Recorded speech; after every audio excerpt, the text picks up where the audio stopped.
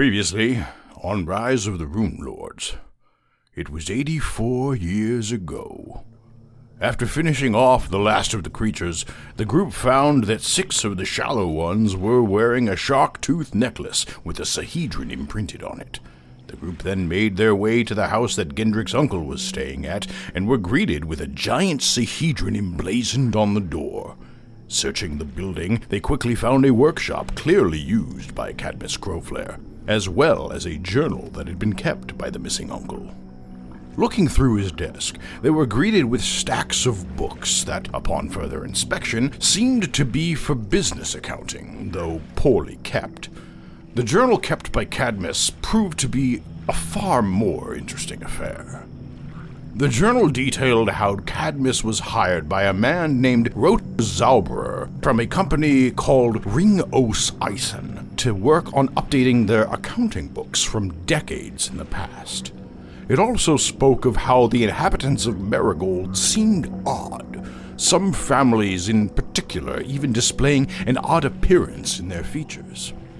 He mentioned being awoken in the night many times by strange chanting, which he was able to determine came from the docks, where some members of the town would jump into the water and not surface until the following day. Deciding to rest for the evening, the group spent time setting traps to protect themselves, while Geisen discovered that the shark-toothed necklaces were in fact magical items that allowed the wearer to breathe underwater.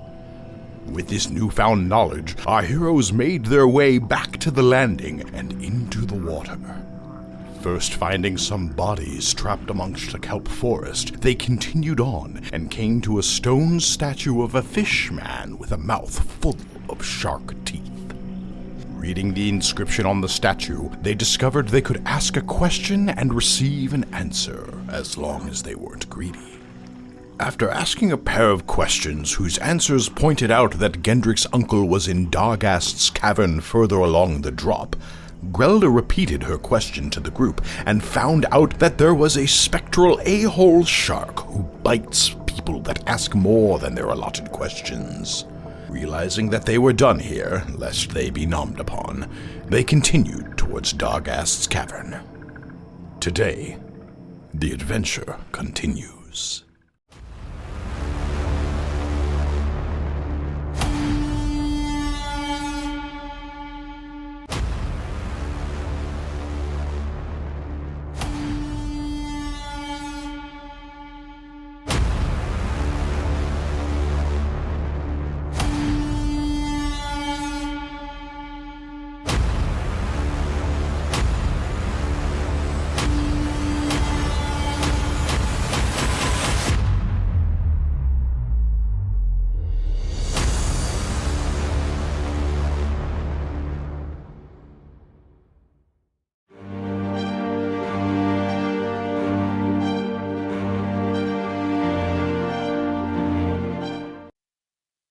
So we're at 2 cave entrances is the last note I had.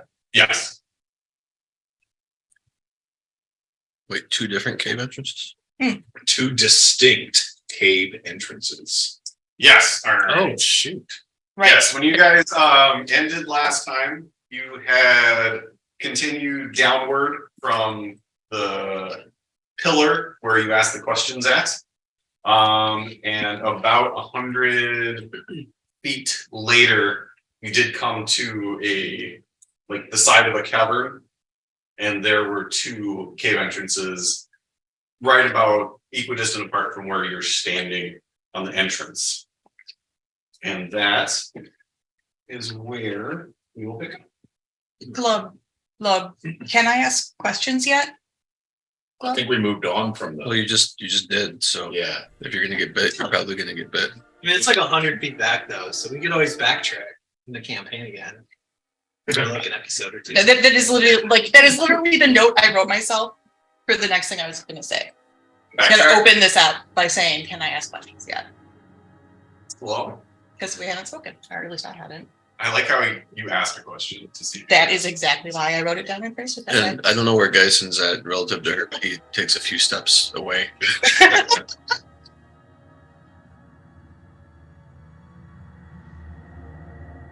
All right. Glove? Well, I guess we can. Bubble. Glove. Yeah, if sedation doesn't get rid of it. All right, cool. So do we want to choose a single cavern to head down, or do we want to have some of us go down one and some of us go down another? Hey, Tammy, are you gonna turn on your camera Great idea. so we can see how? If I don't have to, I don't want to. Oh, okay, that's fine. Thank you. I will, however, ask Sasha which direction the nearest alcohol is, in case there's some down one cave but not the other. You get the direction that the nearest source of alcohol is back in the town or the little village. What are we even doing here? So you're saying that these underwater caves are dry? Oh, nice. Grilda sadly relays this. Roll for emotional damage. Do you guys ever watch or listen to Dungeons and Daddies where they take psychic damage and they do a dad joke? I've heard of it, but I've never listened to it. Oh, I'd be in trouble. That's new to me, but it sounds amazing. Yeah, we die so fast. So do we want to? Does anybody have some method of figuring out which way we want to go, or do we just we want to leave it to chance? Well, the right is right? We might have some form of divination to help us choose. Let's just go with that. Right. Right? Right. Tony goes right. Oh, okay. All right, so Tarnan makes his way into the cave entrance. What is everybody else doing while Tarnan is reaching the cave? Shrug. All of them. Yeah, Icky will also shrug and try to just kind of quietly. He'll try to sneak because he just assumes at this point that Tarnan is always sneaking, and so that whenever he follows Tarnan, he needs to try to sneak behind him. All right, well, why doesn't Icky give me a stealth check Okay. while Tarnan walks normally? I'm curious, does Tarnan notice that there's no noise behind him? Suddenly the party is quiet for once? I mean, not 20. really. Well, So say, modified Gendrick. 25. Gendrick isn't sneaking, so you you hear everybody else, but you don't hear any. I very well might lose sight of Icky because as we're walking, I am basically continuously attempting to blow bubbles and find some way to stop being able to. Actually, say you don't blow any. I know. But Nobody I'm does, not 'cause gonna you are stop. just- That's wrong. Gendrick is going to have a safe caster style marching order distance. For sure. At least 15 to 20. All right. So, Tarnan. Icky will be right up there, right behind Tarnan. Breathing on his neck. Oh my God, where'd the bird go? Just feel a rush of warm water in the back of your neck. So as you make your way into the cave, into the entrance, you just see a naturally formed cavern kind of tunnel that goes back about 15 feet, and then you notice that it opens up after that. There's no natural light, so you can see grays, and it seems to go about 25 feet and then stop on the other end. But from where you're standing, you can't see the signs, if there's anything, or how far they open, if there's anything there. You just know it opens up and then stops about 25 feet after. Point of order. Yes. Does Icky still have his glowing coin with him? I don't need the glowing coin anymore. I have the You got the monocle. Okay. It gives me dark vision. Eventually, I'll run out of uses, though. But Eventually, but that day is not so long. Okay. The rest of the party's still moving with me. I don't notice anything immediately stabby or dangerous. You know what? I'm gonna start going a little slower. Just because I don't see it in my head, is this like a rock cave? Yes, it's a natural rock cavern formation. Nothing about it seems man-made. It's not smooth walls like you've been used to. Okay. I'm gonna slow down, but continue forward and try to keep an eye out for pitfalls, traps, things that look a little out of place. Okay. Why don't you give me a perception check? I was giving you a perception check, right? No. Thank you, Nate. It's now a natural 20. Yeah, thanks, I appreciate that. But I'm gonna go with the 8 that I rolled. You don't notice I anything. want to see what my plus is. 8. Oh, plus- wait. Cards? Cards. That's right. Cards. Did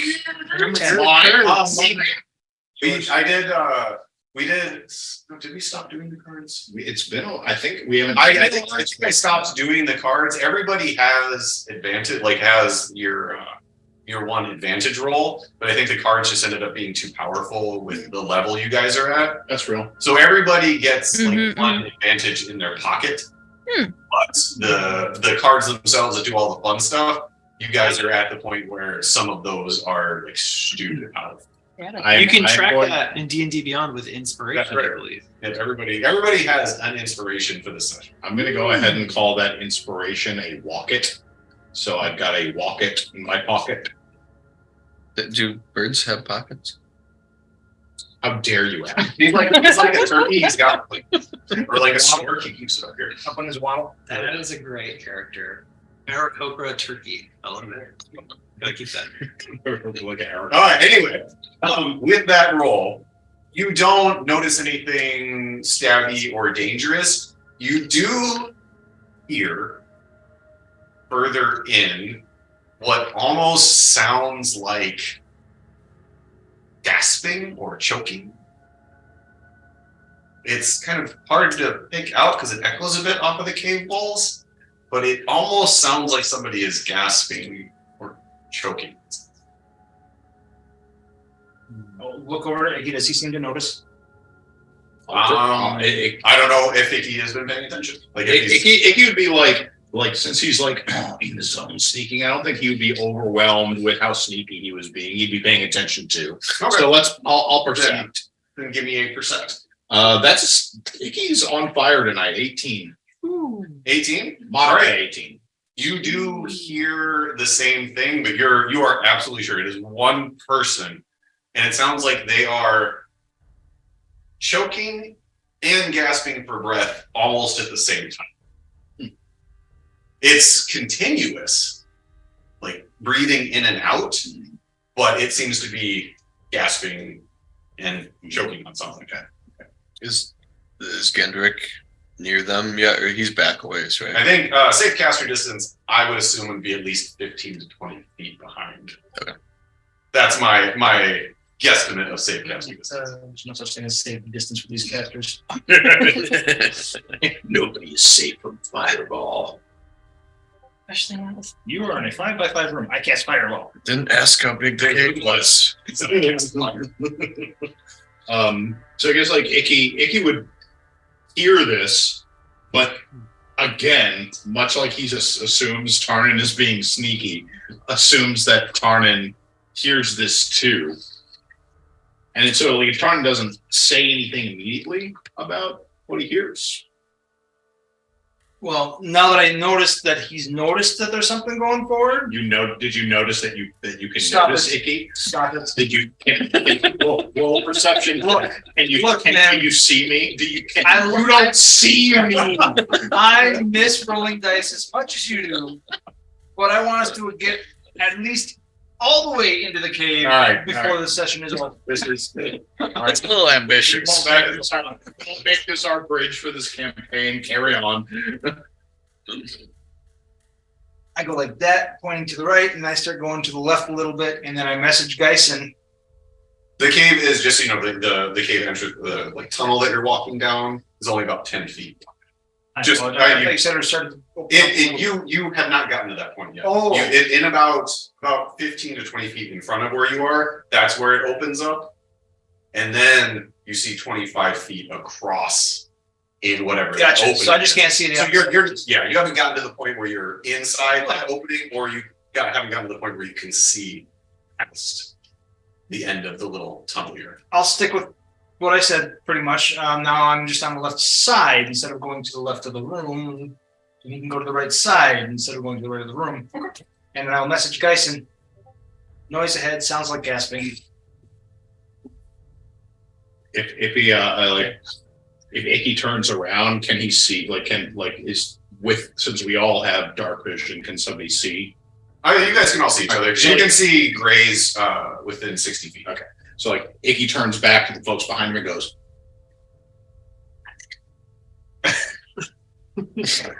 Okay. Hey, someone choking over there? Apparently, it sounds like someone's choking or gasping. I can't remember what Continue to Well, move forward. said.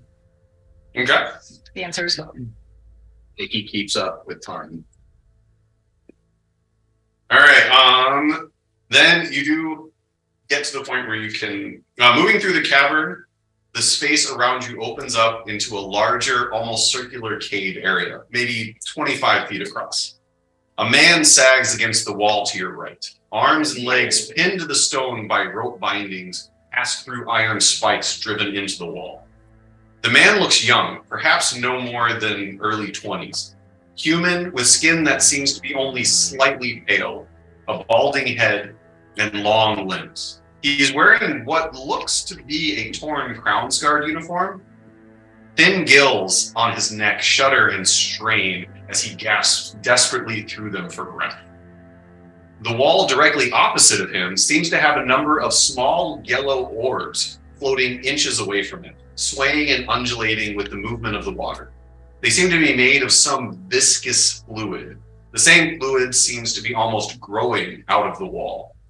You quickly count approximately 21 of these orbs until the water pushes two of them together, pausing for a moment before they combine into a slightly larger orb.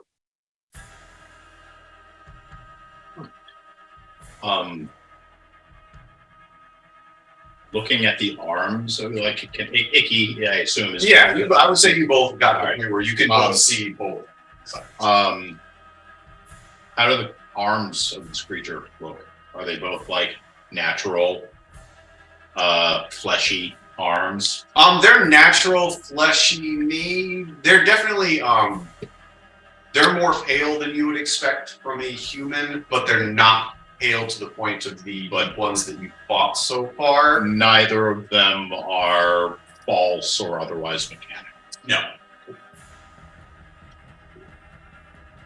It's just Crown's Guard. They seem a little young. Yeah, I mean, clothes are clothes. Icky, you all look the same to Icky. So,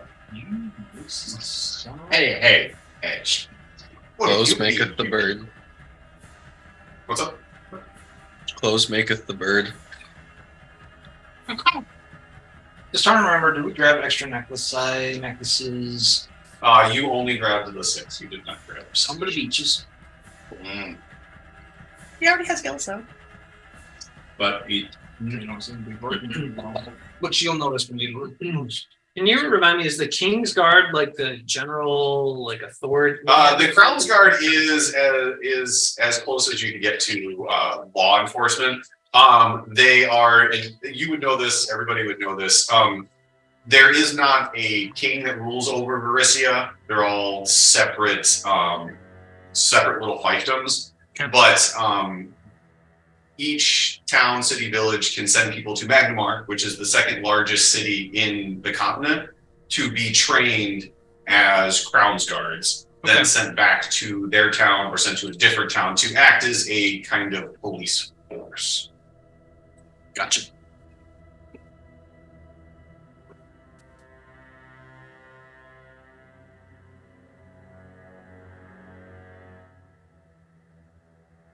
Has this thing noticed me yet? Its head is hanging down, and it has not moved. You have not seen its eyes at all. It's just. Is this all happening in a chamber, or is it just in the middle of a hallway? It's basically a 25-foot, almost circular, cavernish opening at the end of this tunnel hall. Gotcha. so Icky, standing next to Tarnan, will kind of look over at Tarnan, catch the eye contact, kind of just be like, I cast Whisper and ask the guy, the thing, calm.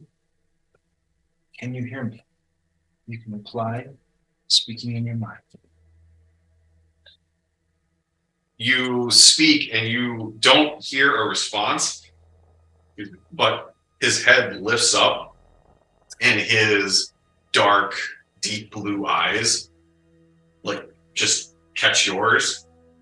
And he kind of looks you over, looks Icky over with almost a questioning, and then just kind of sinks his head back down. He doesn't say anything. Icky, I whispered to him, he didn't respond. He just gave that look. Is Geisen and Gendrick anywhere nearby yet? I don't know if they've closed the distance at all. Distance yet. I'd say Gendrick would probably shuffle forward by this point I mean, I'm because he's pretty invested to see like. If probably you- behind Gundrick, I'm guessing. So Okay, so Gendrick I see first. I think I so. messaged Gendrick. I messaged him via the spell and he didn't respond other than to look up and look at me. gotta get used to rejection. Well, it's definitely not Cadmus, I mean, but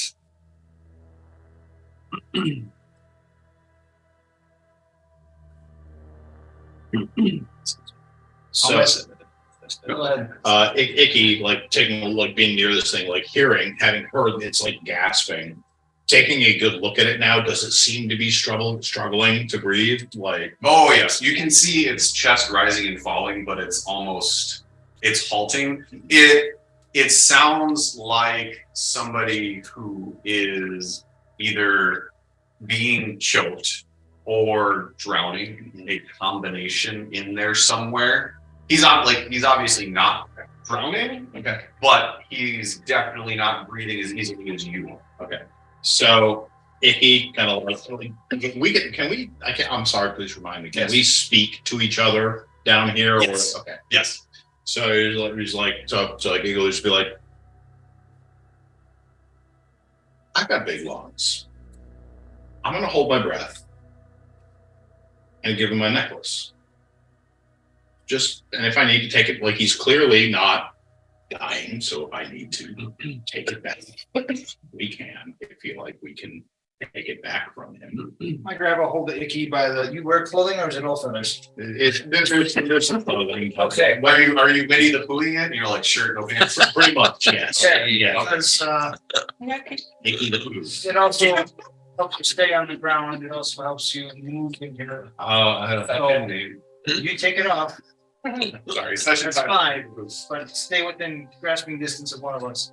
Okay, so it's like Icky then like, kind of like, Icky, I've been trying to blow bubbles this entire time. I'm pretty sure we don't have any air in your lungs and you will insta drown. That's a good point. I think we are. All right, I'm probably not. I would say everybody Okay. is I was within 15 feet. I think we're actually breathing in water, so that's a good point. I think if you take the necklace off, you may just be left with water. What was that, Relda? I was gonna say Grelda typically hangs back with Geisen at the rear in case there's trouble and the casters need backup. So she would get there at the same time that he did. She would see a figure gasping and tied to the wall, like he's chained to the wall, right? Ropes. Ropes. So Run through metal spikes. So she's gonna like give this completely incredulous look to to Tarnin and be like, and then just go forward and start to untie him from the wall or like take a knife to it or whatever. Okay. It is good quality rope, but you can tell that it's been down here for at least a little while, and your blade cuts through it very, very easily. And as you cut through the bindings on his hands, he collapses to the ground on his knees with his hands holding him up, and then he just looks up at you and you're not with them, are you? Elda hands him a muffin and says, "I'm with these guys." He looks at the muffin, looks at you, kind of slowly reaches out to take it, and as he takes it, his as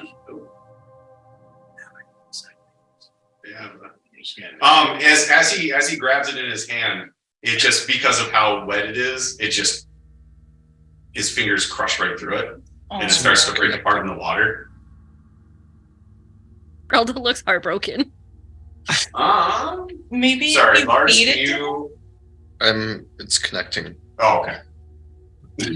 Apparently don't have it. Okay, I'm sorry. Go ahead, Elder. I guess we died. Grelda. What? I'm sorry. What?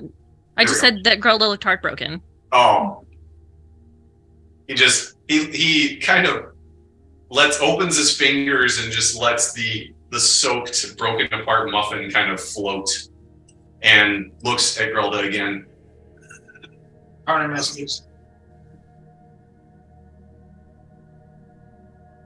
My name's Anishi. Oh, I thought he was talking to me. He was. He was. Whatever. It's fine. Have you met Sinichi? Once.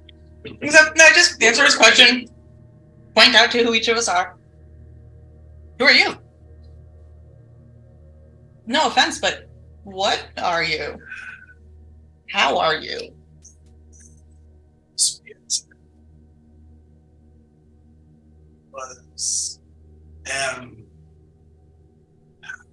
I lived in the village.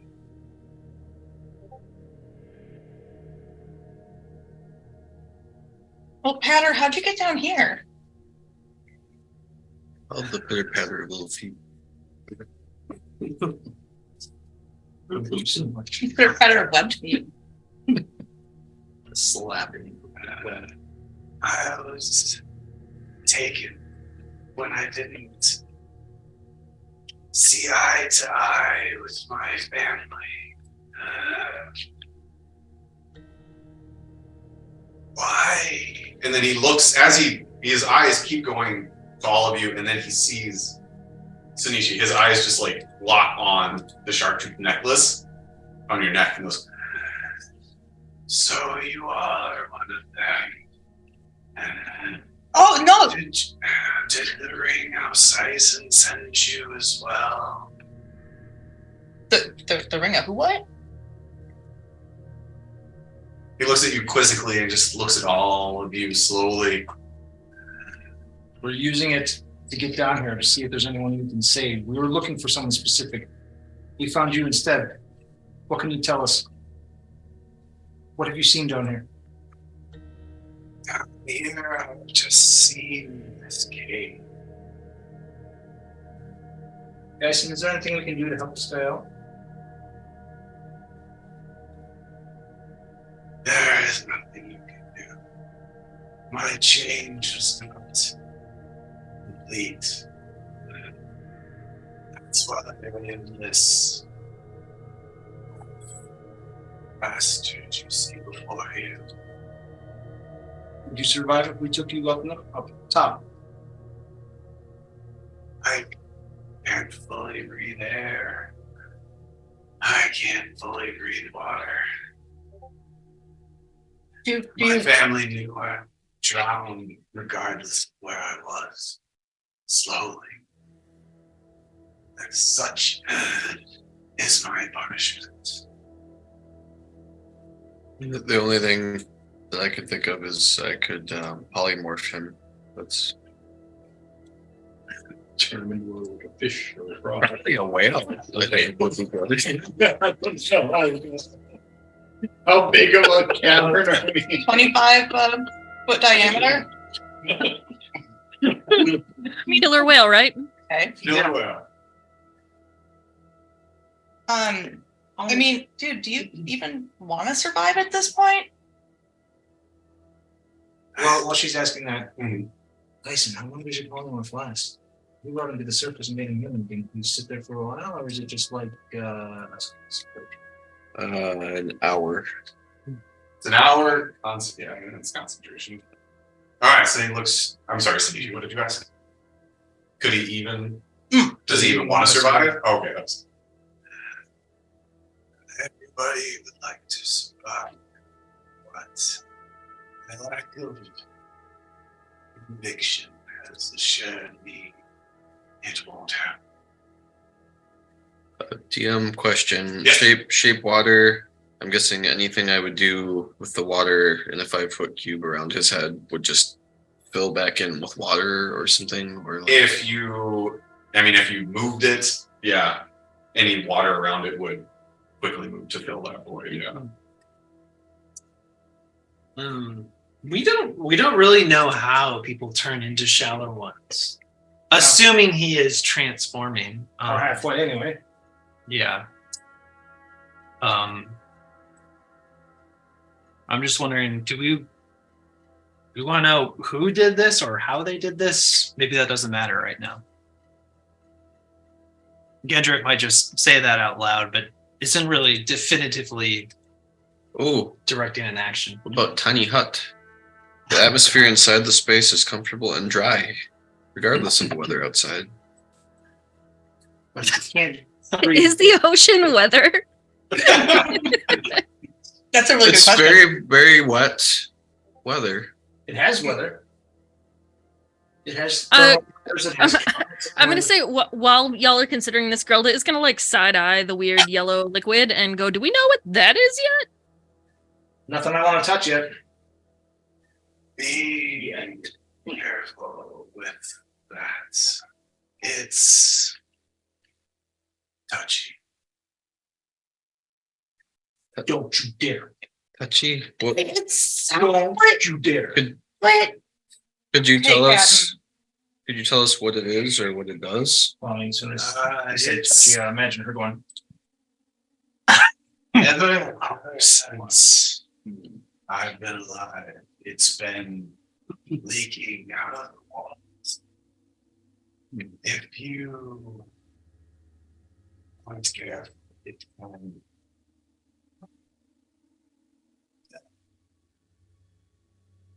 Poison inside of it is not pretty. Just be gentle with it. Can Geisen, I don't know if this readying in action is a thing outside of combat. Like, can I keep an eye on them and be ready to cast shape water to freeze if You it can, pops? Yeah, you can kind of have that. at the- Grelda will also keep an eye on it and be ready to hit it with her axe. That makes sense. That'll fix it. Why have you sent you? we sent us. I mean, Gendrick, technically, I think. He It's did. not often very it's We haven't even mentioned Yeah. Cadmus. No. No. No, we asked some direction. I was just saying we're looking for Cadmus. We think he might be down here. bookkeeper. The catalyst. Yeah. I'm afraid he was taken with the rest. Taken where? To feed Dargast's hunger. Is he a shot? I guess it is. I don't remember anything. It Uh, was like a lifetime ago. We're in his cavern. Oh, that's right. And when we asked the statue what's in the cavern, we asked, where's Cadmus? Dargast cavern, about to be sacrificed. What kind of dangers are in Dargast cavern? Deep ones, and Dargast himself. Yes. and Dargast is like the right-hand man of the god dude that we've been Herzog, right? Is that how that connection goes? I think that's what we've heard. Yeah, there's Okay. that connection. Okay.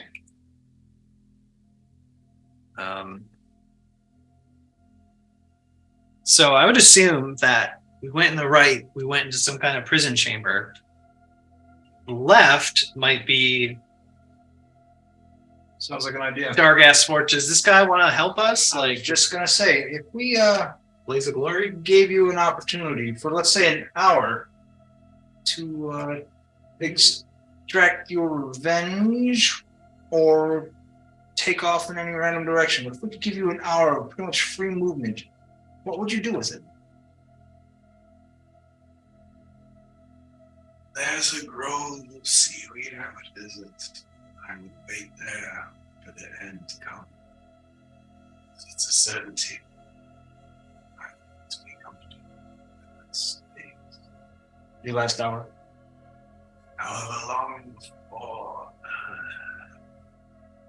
You wouldn't strike out at this Stargast. You wouldn't try to save anybody or anything that's left on the other side here.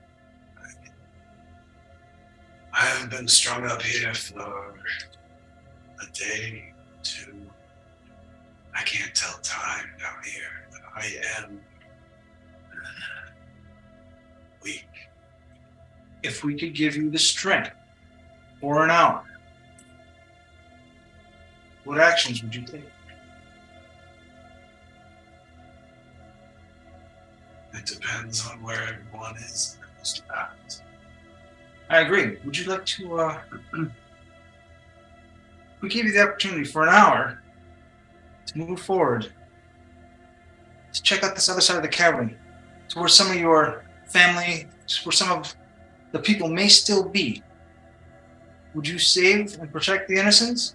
Would you take vengeance on those who did wrong? What would you do? Arn is trying to persuade him, and maybe I'm just not good at persuading.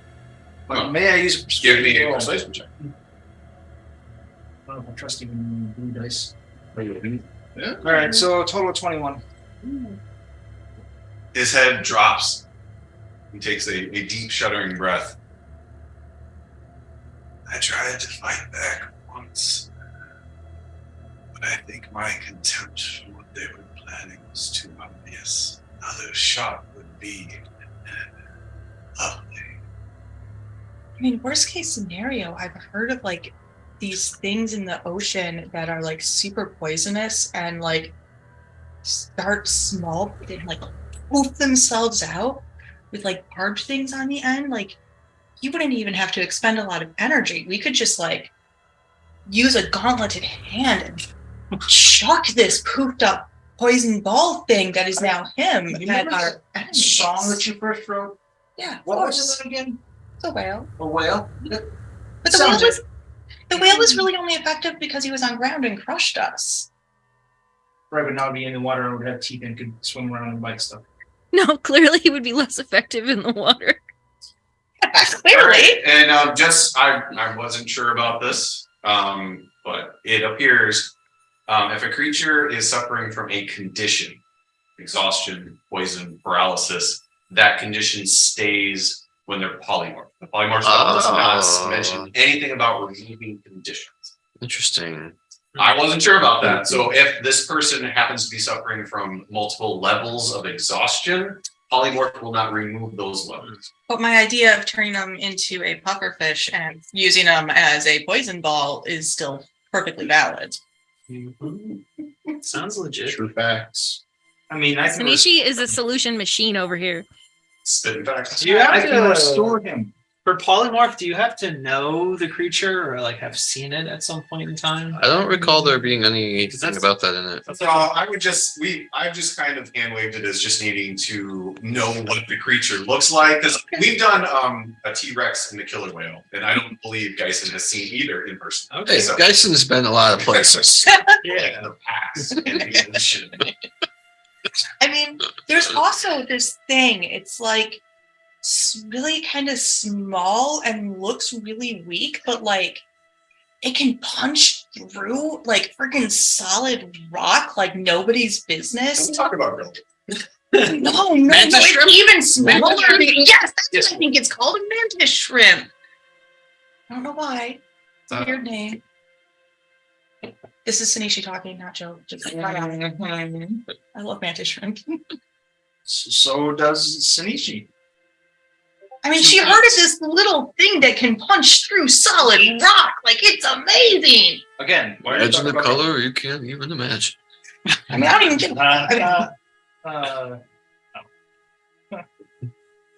I mean, even if he's like a big tuna or something, he might be in a better position than he is now. So.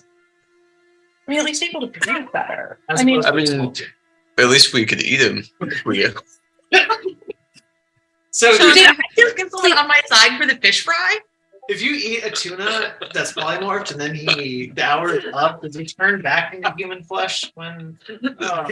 These are good questions that I have. I think that once it's dead, it Turns turns on Reddit, and I refuse to dig into the answer. true. When it dies, Once once it it dies, and Sean, I really hope you have some sort of like D&D anonymous support group where you can just talk about what we do here and how it makes you feel. Oh, As long as we eat it before the polymorph's up, I don't think we're technically cannibals.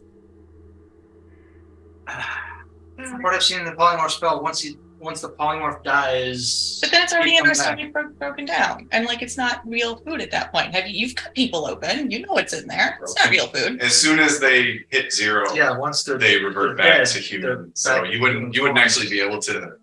Or whatever form. You it might be able takes. to take No a offense, bite or guys. 2, but it would quickly reach 0 and die and revert. I don't know. I watched this whole show called Hannibal.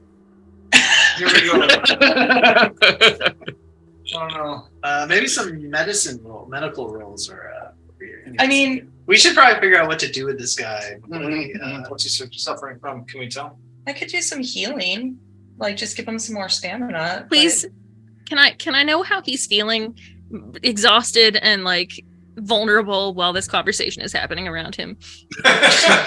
Seriously. His head is currently Oh my hanging God. down, and you just hear the labored, choking breaths that he is trying to take through his gills. He was partially formed gills. All right. Well, I'm just going to reach forward and touch him and cast Cure Wounds. And that Ooh, does. he's healed for 9. you know, up, and that does fuck off. I know, that's what I'm waiting for. It's like he's not actually damaged. He's You just somehow made him mutating. worse. I Yeah. do not believe Cure Wounds does anything for. No, it is it does nothing for anything else. It is literally just giving him hit points because he was like You pretty do notice some cuts and bruises that were on his wrists from the ropes do seem to heal themselves up. But he still looks gaunt and he is still having trouble breathing. At least he's more comfortable. That was a waste of a spell slot. I mean, yeah, no, I'm glad he's more comfortable. He doesn't like paralyzed or poisoned, right? We freed him from his bindings at this point. Hmm. So now we can say, listen, are you going to help us, or are we? Do you just want to be left to your fate? Right.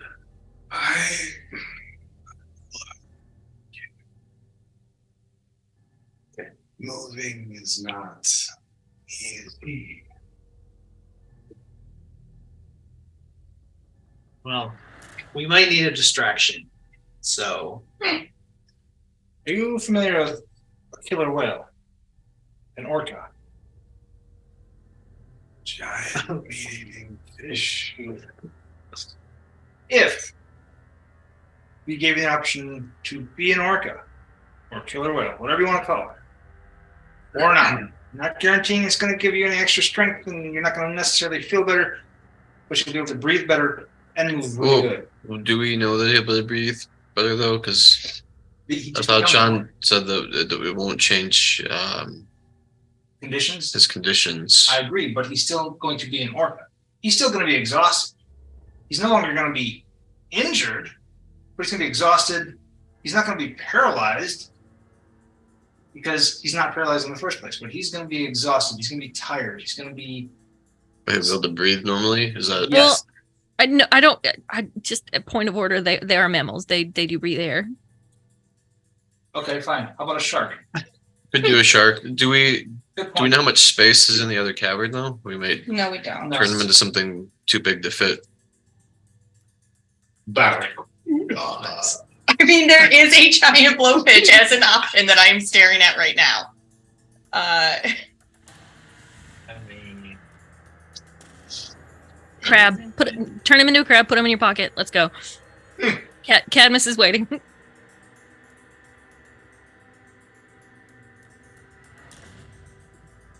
Dyson, what do you think? Oh wow! Apparently, the giant blowfish can move 30 feet on land. It's when you punt it. Yep, it blows up and you roll it. Apparently, so. Yeah, 30 feet of roll move. Fish, comma, giant blowfish. Nice. Yeah, so I'm thinking we either leave this guy. Or This thing says that the pufferfish doesn't can't exhausted attack. fish is better than exhausted human underwater. Exhausted shark. Yes.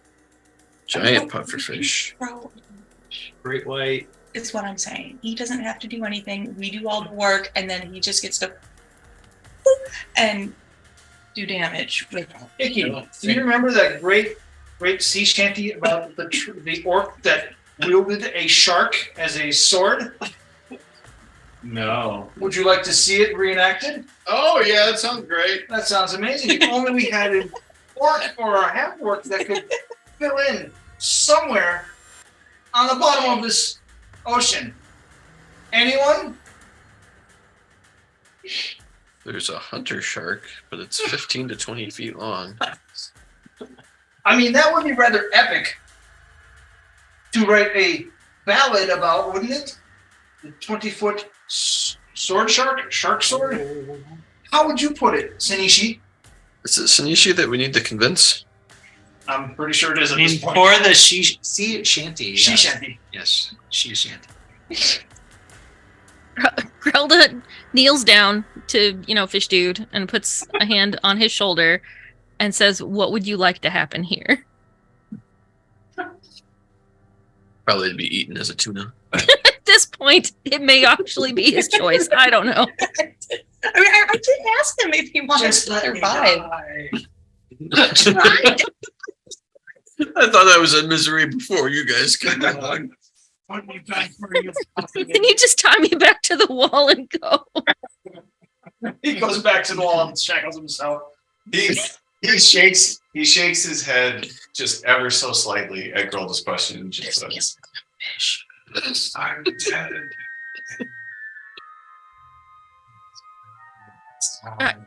I can't hear anything. I sorry. see your mouth moving. "Can't. Yeah, bro. Blood, blood, Can you hear any of us?" blood. Yes. I just every once in a while, Sean, I think it's when your voice is real breathy. Yeah. It just My It's out. RP voice is low. Yeah. All right. Because he's breathing in instead of like saying, No, I'm not failing. just messing with you. He just says, I'm going to die regardless, whether it's now, in a few hours, my air runs out, so it doesn't matter. we're technically all going to die sometime. But if you had the option to make it to the surface, would you like that?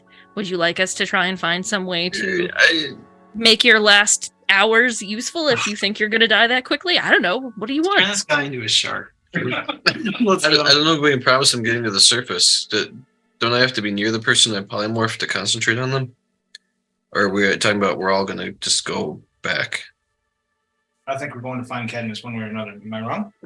We came this far. Okay.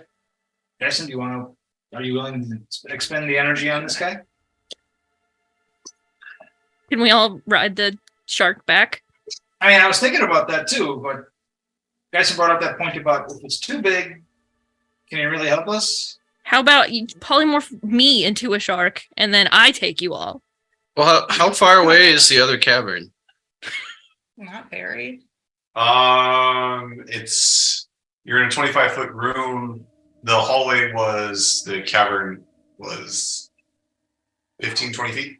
And then the other entrance was about 15 feet away from this entrance. Can we just bring that guy with and then check out the other cavern and then turn him into something when we find out if it's big enough? If he wants to come with. I'm not comfortable forcing somebody to become a shark. Thank you. This is not be a choice. Is this the title of this one? I'm not comfortable forcing somebody to be a shark. Actually, I like that one better. Yeah. It's pretty good. Are you willing to be a shark? A whale is one thing, but a shark. I don't know. This guy made it pretty clear that he doesn't really give a fuck. Thank you for the permission, but we still want you to have a say in it. I don't know if I can move, let alone help, but if you turning me into Guy said shark and helps you. We could also like help carry him into the next room. That's what I'm thinking. If he's up for it, we move him to the other cavern, make sure it's big enough, and then turn him into something. Or we could leave him here to be comfortable. We go finish what we're doing and then pick him up on the way out. Comfortable as he gasps for breath, and I mean, he would probably be more comfortable as a shark. Yeah.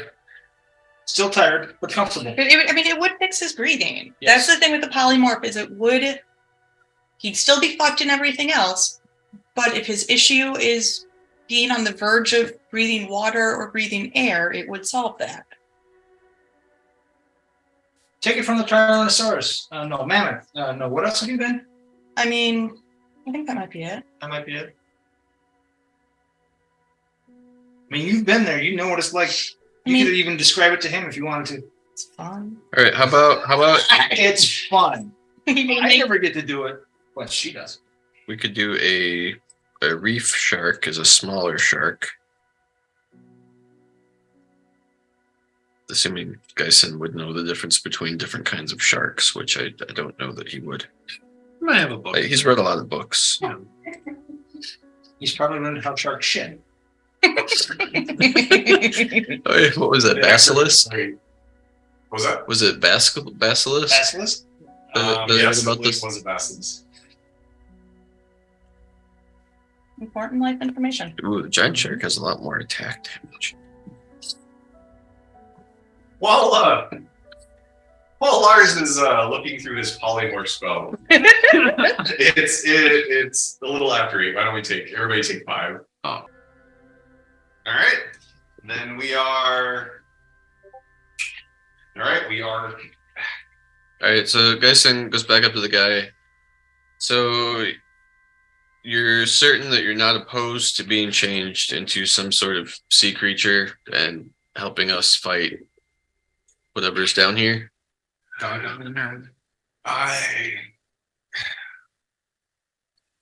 don't know what help I'll be, but if you can change me into something and use me, it's the least I can do.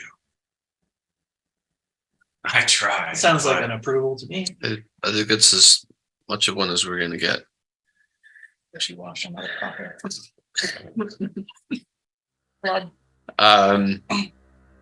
Would someone bigger than me mind helping him get outside of this cavern? Icky will haul that motherfucker right up onto his back. All right. Icky, he is surprisingly light. I mean, we're in the water, so that's not really. Well, birds tend to be Wait, pretty wait, light. wait. Icky is not surprised at how light he is. Icky is. Oh, No, this guy is like negative weight. Wow, he's like, are his bones hollow too? Are we bonding right now? Easier. Question: does his breathing bro. better? What was that? This is what? Does his breathing improve? Because my muffin was fine in my hand. It was after it left my hand that it crumbled. So does being on Icky's back or, fireman, whatever, did it help? No, he is still, he still has a labored breathing while he is on Icky's back. Icky does move at half speed, but it isn't very difficult for you to move him out of the cave. That's interesting, though. I think we could maybe take a couple of days to make muffins and do experiments to see. That makes sense. I was so close to like just sitting down while y'all were arguing, taking a short rest, and cooking something that wouldn't crumble in the water, and I decided not to because I don't have to make muffins. That's just Grilda's choice. Oh, I thought I mean- that was literally all. Okay. I kind of wanted to do experiments, like if we held the muffin for him to take bites from, would he be able to chew in his mouth? Icky at half speed starts Can trundling she? way out of the cavern. Yes. Are we? So as on your shoulder, Nikki, he does like you hear his low voice. Just be careful. Our guest is probably Yeah, whatever. bed. Most So like Icky will kind of like that. What does this feeding gain? All right, Bill, what are you? Just want to know if that was loud enough for us to hear or just me. I would say it would be loud enough for everybody here. Okay. our guest was hatched, released. He needs to feed to gain his strength. That's what the town was for. To feed him when the time came, when we got the signal to wake him. What is Dargast? A demon, the son of Dagon, if you listen to my parents. Dagon the Destroyer. No, the other Dagon. Yes. Dagon the Dagon pastry the- chef. What was Oh. the guy's name? Like son of Dagon. Okay, thank you. Point of order. Do we Dagon. know this poor prisoner guard person's name? Did we ask? He said his name was Pieter. Oh yes, that's right. Pieter Henson. Thank you. His name is Patter. Pitter patter. Yes. Pitter Patter. Let's get at her. Thank you. Sorry. I just gonna name them like letters from now on. You guys. I just like I want All Dagon's will. themes to be I mean, obvious.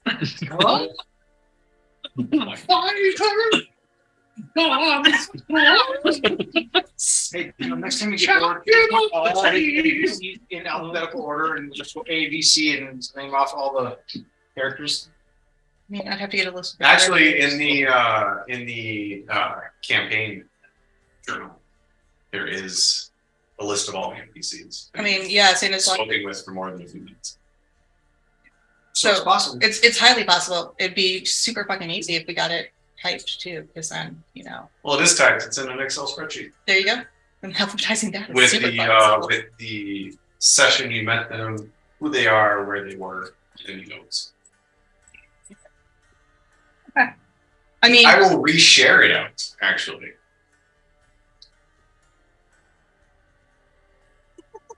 I have it bookmarked and check it before every that's session. the campaign Wow. compendium. There's a persona. ooh, Dramatius. Yep, persona dramatis. There is a session recap with names and a quick synopsis of all sessions. There are maps. There are party members. It's hot as fuck. but I mean, but 40 But anyway. leagues refers to how far away from shore they were, not how far. I was over the just ocean about to say that in the thing. I just found that out this week. I had no idea. There's the red thread. Mhm. Obvious things that you just found out or something like that. Yeah. I know some of those are I know some of those are zero. You have X cavern. You are back out to where you started with the two cavern entrances. Icky, is Icky at the front of this procession? As far as I know. Or are you is barely? Okay. Yeah. All right, cool. So Yeah, Icky was like, as soon as he comes out to the split between the two caverns, he'll turn around and head down the left one was the one we didn't go down. That's correct. Hanging on to our merman friend on my back. All right, as you enter it, you hear again. He just kind of like lifts his head just a little. I hope you're ready. Dagon and his cult will be waiting with whoever is left. I'm sorry. Dargast. Misspoke. Oh yeah. Yeah, now we got Dagon. demon. Son of Dagon. That's how it has to be said from here on out. Like, All right, so Oh, on the next previously on, I will have you say Dargast. Hang on. Every time. Add that, yes. All right, yeah. Okay, anyway. How big is the cavern? Does it look similar? So as Icky enters it, it looks about the same as the other one. It's about 10 feet across. It just seems a natural like cave entrance. And it goes about 30 feet and then takes a almost 90-degree turn to the right. So Geisen looks at Shinichi. Octopus? Octopus. Octopus. All right. So Geisen casts polymorph on our friend there. Wait, did we? Right. Wait, Icky, like if you like, do you like nod this at Icky? do I what? Icky's carrying. Oh, are you still carrying him? Yeah. Okay. Wait. That's Hold why on. That's why Octopus is so good right now. Hold on. Did we ever find out the guy's name or anything? Yeah. Pieter. Oh yes, that's right. Pitter patter. Pitter-patter. Okay. Damn it. All right. Yeah, there. Insert name here. Are you sure you're ready for this? And then Icky, you might want to set him down. If you can make use of me. Icky will kind of like do a like over the throat, show like he's on his back, and like, roll him off, like throw him into the cavern. Well, don't hurt him.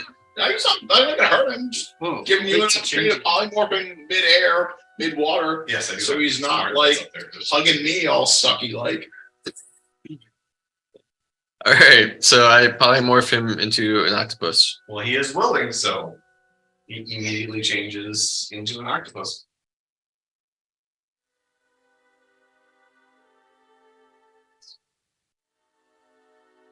Would you like to describe your octopus?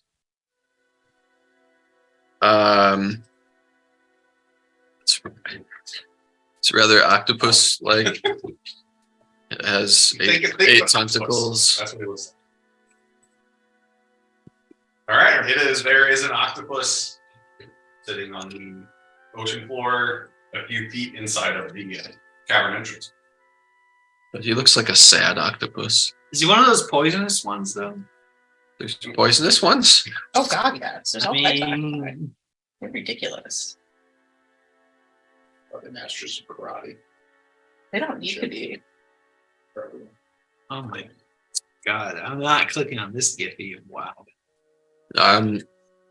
That's Peter. Wait, I can't remember. Can people talk when they're polymorph? No, no. Not if he's an octopus. not if you polymorph and then into an animal. They can't. Then I cast message and I ask him, how are you doing, or how are you feeling? Well, yeah, You can reply, The octopus head just kind of turns this way. but he should be capable of responding to that if you wanted to, right? No. He can speak octopus right now. I do not believe. Does polymorph say they keep their initial languages? I don't. Now, Icky Icky can comprehend all languages.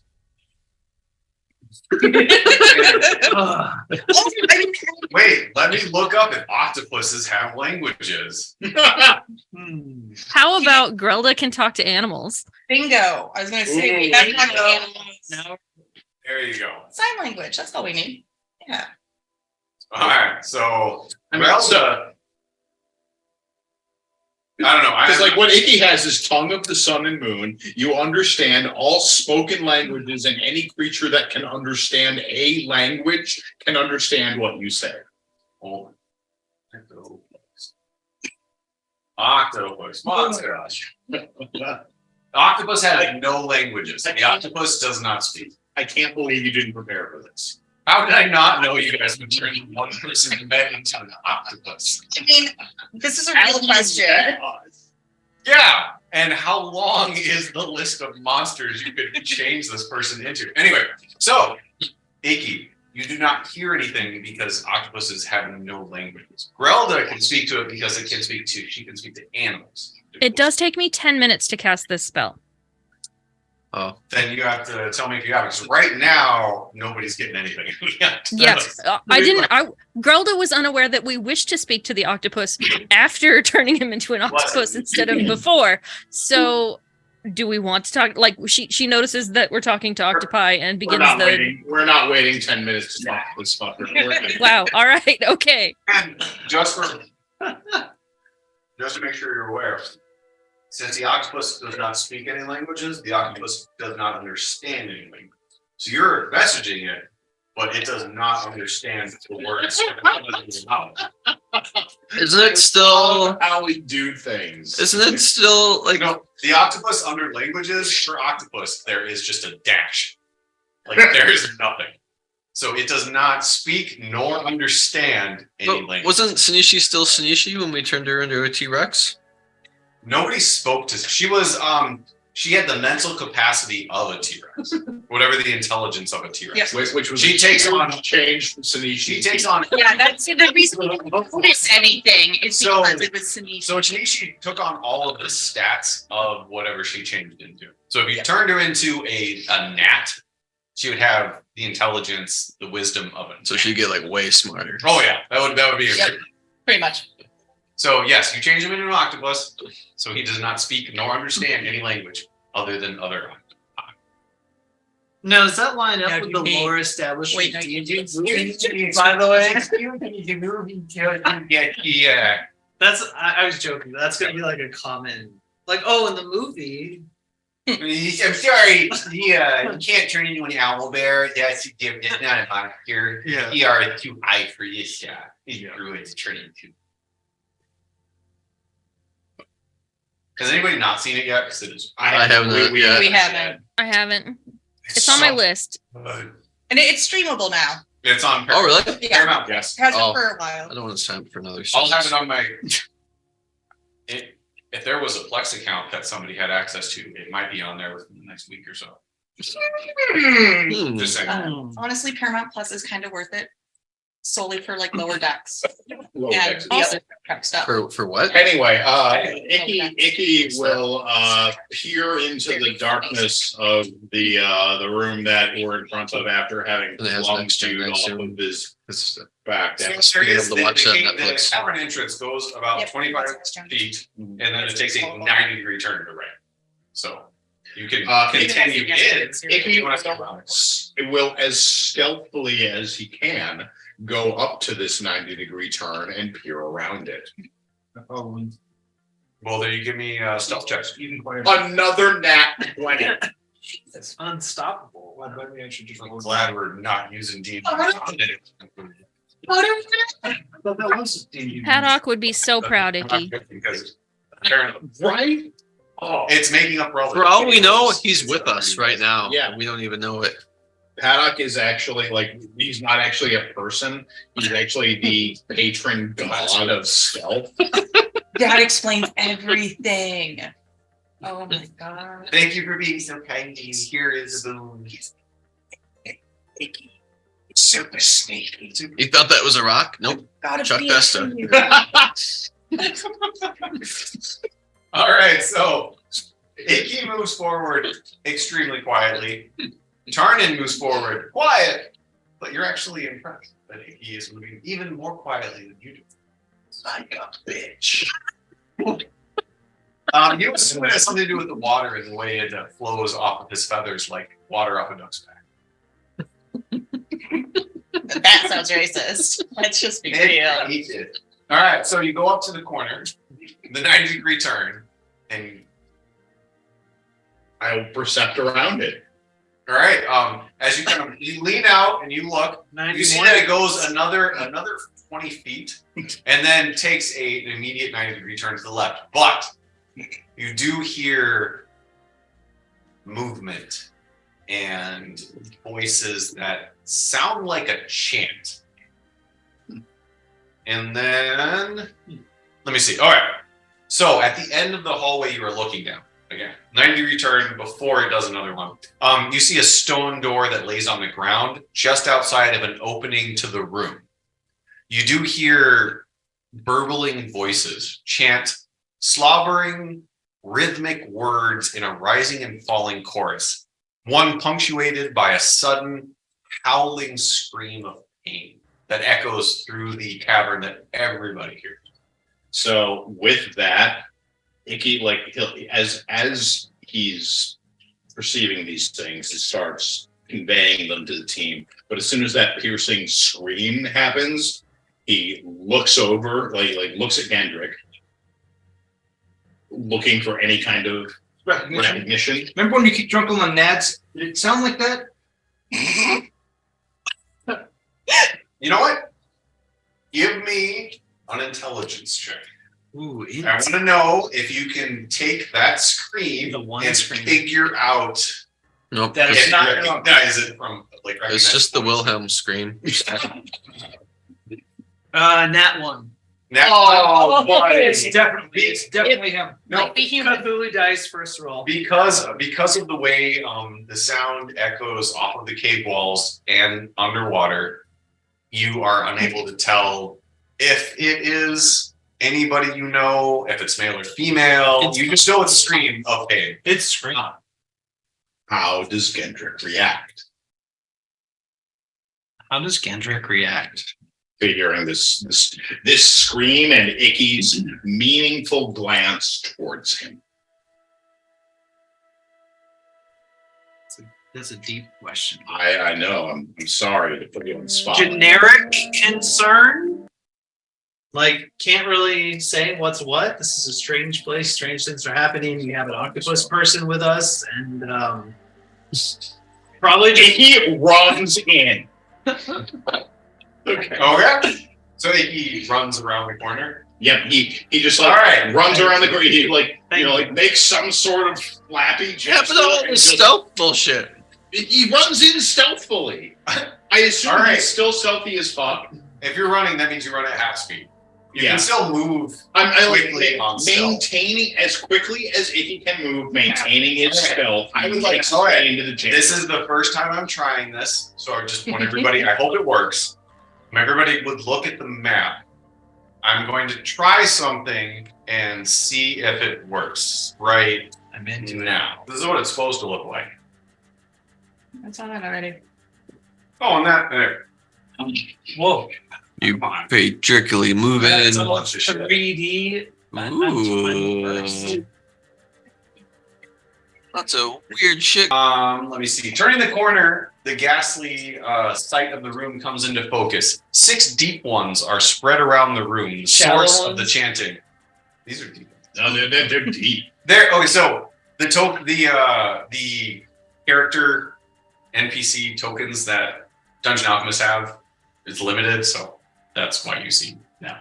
So that's all I have. Sharp red coral covers the cave walls, jutting out like knives. You see blood splattered along almost every available inch of wall, floating and swirling off the red coral as water moves and undulates. You watch as 2 of the deep ones are removing their hands from a body that is pinned against the cave wall to your right. Blood flowing out from numerous piercing wounds in the man's body.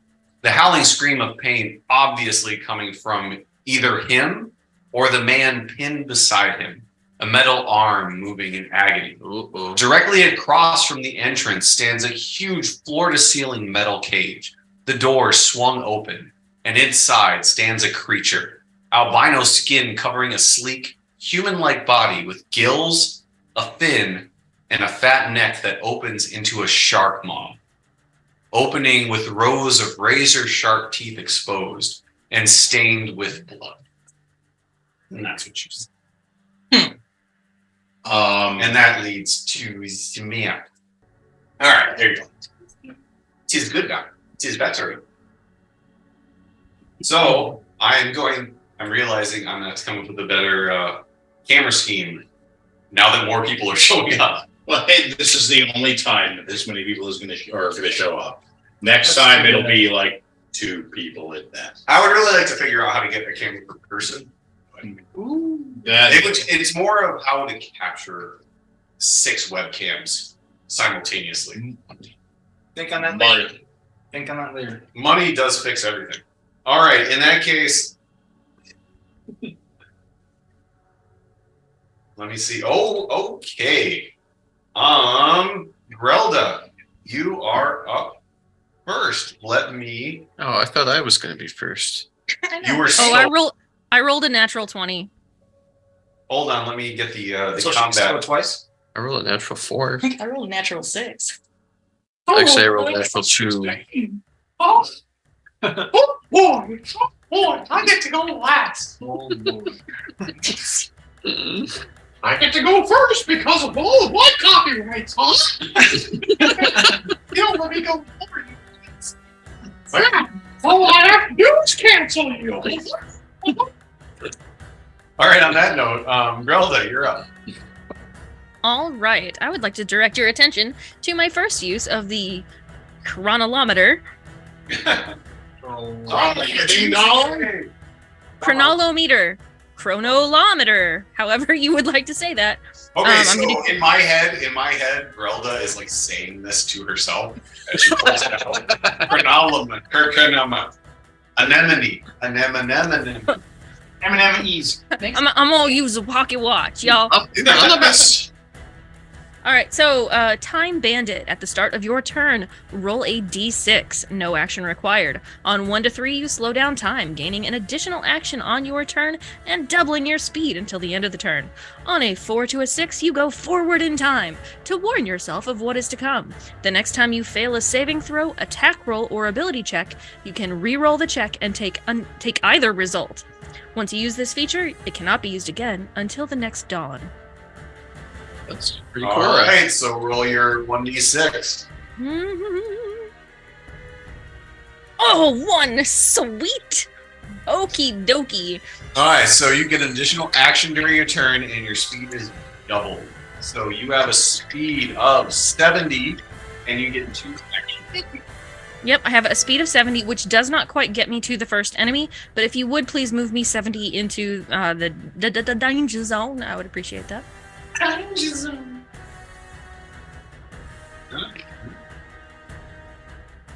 So 15, 35, 40, 70 will get you up into this area. Why would I be moving away from the enemies? Hold on. You are going, remember, Icky went ahead of everybody else. Mm-hmm. So. Oh, Grelda heard screams and went. If it wasn't screams, I'd be asking you, like, oh, what does Grelda know? Grelda knows she heard screams. I don't know why. There we go. There we go. Oh! And that is, that was 55. So you have 15 more feet. So you could get up to anywhere in this area. If I think I can only reach the one that's the lowest, is that correct? You can. That is correct. But Okay, you can't then reach them.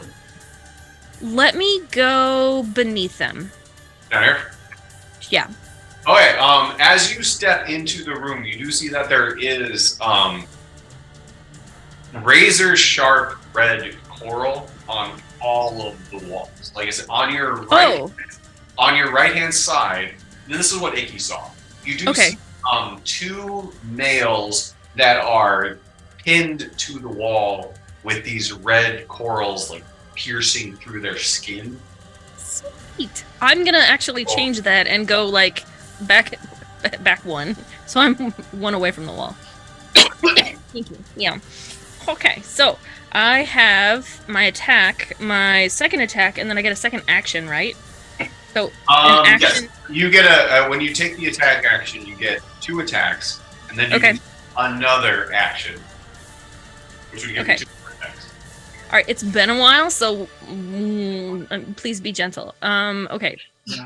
So I'm going to fly into a rage, and I'm going to attack recklessly. All right, so that is your bonus action to fly into a rage. Yep. Which you get to pick one creature you can see, I believe. That does not. Yeah, one creature you can see that does not gain advantage on you from your record. Let's go with the next lowest one. Oh wait, no, the big dude, whatever the big dude is. Dargast. Okay. Yeah, Dargast let's go with. Does not gain advantage on you. Everybody else does, but you also have advantage on all your attacks. Okay. What else? There was something else that I do where I use something more damage, less to hit. That is Great Weapon Master? Attack. Great weapon. I think it is Great Weapon Master. Gives you plus. Let me see. -5 to hit, but +10 to damage. Okay, cool. So I'm gonna do that. Okay, so So, you're rolling with advantage. So make sure you Yep. right-click your roll. Thank you. I appreciate you. All right, so right click the hit, advantage, roll. Oof, I got 19 minus 5. 19 minus 5. Oh, that just hits. Oh, it hits! Oh, sweet. I was afraid it wasn't going to hit. Awesome. It just hit. All right, and then I'm going to roll once for the damage, All right. which was 12 plus my rage plus the 10. And the rage was either a 2 or 3. I can't remember at this point. I think 3. I think that changes as you level up. So I think it's Yep, plus- so it's a 3 now. Yeah. So 12 plus 3 plus 10. 25. 25. All right. So don't make me do math. Well, you're making me do math. All right. Well, you can do math if you want to damage him. You can do math if you wanna.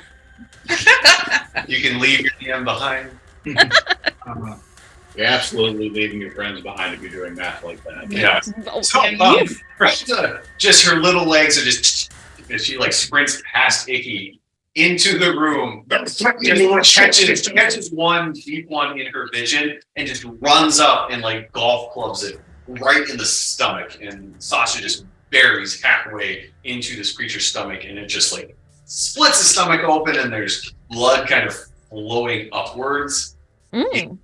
in the undulation of the water. Is he dead? No. Then I'm gonna take my second attack on that first action, or the same action. All right. Hold. Yep. Hold. Hold on just a second. Your reckless attack is just your first attack. Is it really? When you make your first attack on your turn, you can give you advantage on melee.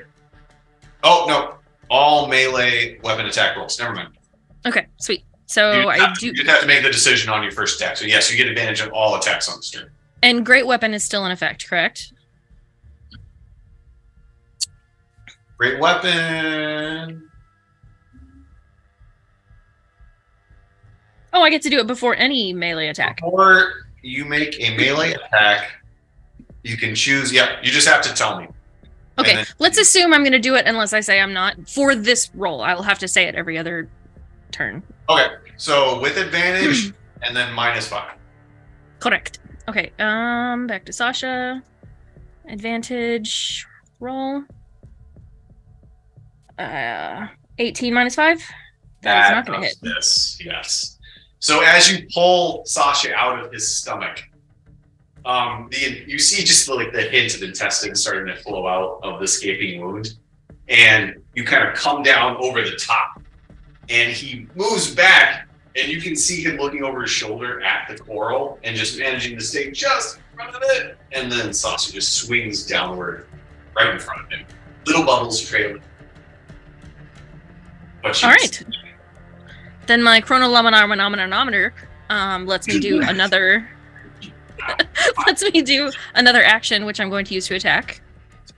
And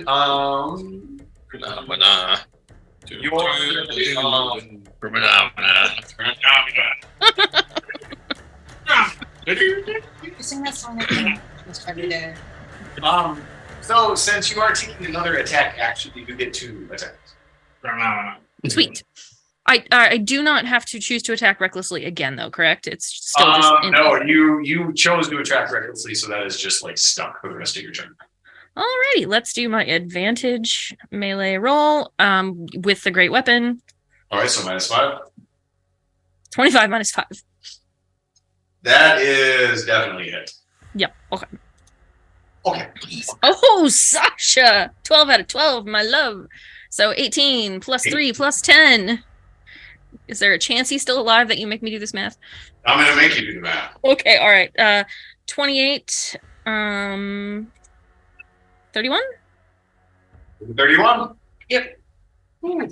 All right, so as you swing down and Sasha hits the ground and bounces off, you kind of give him a look and growl, and then just swing Sasha around your head and just cut perpendicular to your first slice along his belly, and you just open up a big X, and it just, his intestines start making their way out, and he is trying to push them back in. He is bleeding and really hurt and looks awful, but he's not quite dead. Not good yet.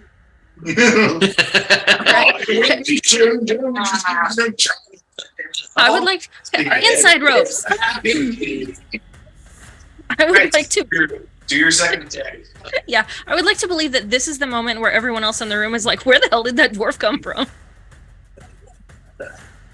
All right, second attack. Right click, we're doing all the same. You know, I could probably just do a regular one, but Grelda's all fired up. We're not doing that. 19 minus 5, that should hit. That is 14, that does hit. Okay. Then 22, 25. 25 band-aids. All right, so Okay, no, you cut across his stomach, open it up, and then you actually reach back, and instead of swinging, you just kind of like poke at him. You're just like the tip of Sasha's blade goes into his chest, and you push him back into the coral, and his entire body just like sticks on it, and blood is just coming up out of each entry wound, floating up, and then its giant, oversized eyes just glaze over and it stops moving. I would like to use a free action to glare menacingly at the rest of the room. Grr. Don't you get something if you kill somebody on your turn? Oh shoot, I do. But I may not have, like, it may be one of those things where it's like a bonus action or something. Just a moment. Should I just post like You can make one. Yes. Stuttered a little. my Discord is like completely You can make what? frozen. You can make one melee weapon attack as a bonus action, but I don't think I have the ability to move at this point because I did use all of my speed. You can make. You don't have a bonus action anyway. You use that to rage. Oh, okay, cool. So even though I did do that, there's nothing. Yeah, that's it. You couldn't use that even if you had somebody to swing at because you used your action to rage. Cool. That was quite a lot, I will agree. So yeah, we're gonna stop now. Yay, I love my watch. Thank you for the watch, Sean. I'm just glad you finally got to use it. All right. Then if your turn is over, it is Dargast's turn. You mispronounced. Dargisti? Dargisti? Wait, which Dargast? It's the Dargarast. Dargarast? Is it the whose father? Nope. Nope. Dargast, son of Dagon. What? So, out of this floor-to-ceiling cage, this half-man, half-shark creature that is easily 15 feet tall, it is twice the size of anybody in your party, steps out of the cage, looks at Grelda, looks at Icky, and takes a side step over to the wall where these two humans are placed. And as its action, it will grab one, pull it off the wall, and you see its oversized shark mouth. Its jaw dislodges, and you see it open. And it takes one of the humans and just inserts it into its mouth. Is it like a boa constrictor. Yeah, none of us care which one it is. None of us, not a single It one. is not the one with the metal arm. Okay. And it consumes the human whole, and then its jaw kind of flicks back into place, and you see the creature grow. Icky and Grelda, you see it grow ever so slightly. No, I was right next to him. What was that? I was right next to him. He made a break for it, and then we rolled initiative, so you're not. That is his turn. So then, Icky, it is your turn. So Icky will. He has got plenty of movement. Oh man. Oh god. Right. All right, Icky. What are you gonna do? What are you gonna do? Let's let the dice. Let's let the die. That's right. It's so pretty. It's so pretty. It's a very pretty die, isn't it? Yeah. It's so pretty. Part of it. Okay, Icky's gonna run right into the southernmost thingamajigger, but like at an angle, not right next to it. So like one to the left. There you go. Yeah, that's the one. That's 35 movement. Yeah, that's just over half of mine. Oh god, I barely even used half of my power. I always forget how much you can move around as a monk. I have a weird question. How does Icky's flight speed handle in the water? So flight speed changed with one of the updates that we had a few months ago. I gave Nate the choice to take because it took down the flight speed, it lowered the flight speed, but it gave you the wind ability. Yeah. Or I gave you the option to keep the legacy ability. I did not take legacy. What was that? I did not. You did not take legacy. But in water with the necklace, all movement is the same. So flight would basically be swim. Point of order. Drinking one of my potions of possibility would be an action, not a bonus action, correct? Does it say? When you Normally drinking a potion is a bonus action. Okay. Let me rephrase that. I'm sorry. That is a house rule that we have played with since the beginning. Okay. That drinking a potion of healing is a bonus action, not an actual action. So unless it calls it out specifically.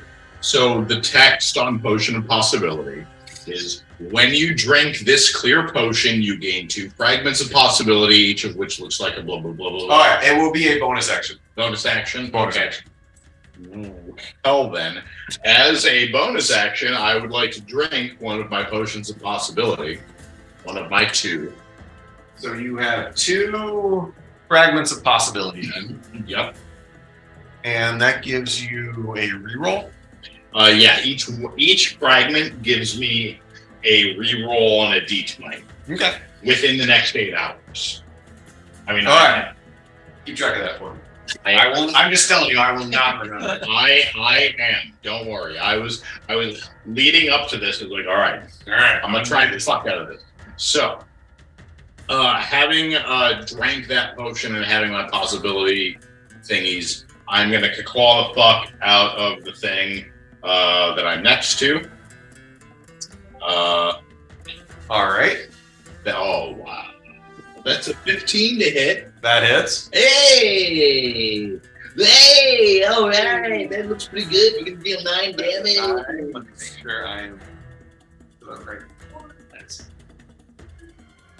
9. All right. All right. So then, second hit coming in. Well, second attack. Let's see. Second attack is a hit because it's 22. That is a hit as well. With 10 damage. Oh damn.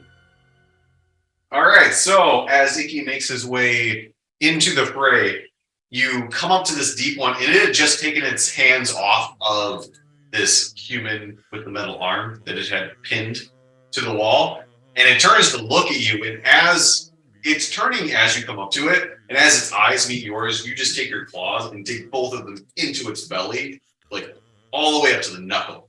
Your fingers go into its belly. And So 5 knuckler, 10 knuckler, even? 10 knuckler. And then you like, yeah, you give him a come hither, and you pull out just chunks of skin. Nice. It's important to pull out. So I assume it's still standing. It is still standing.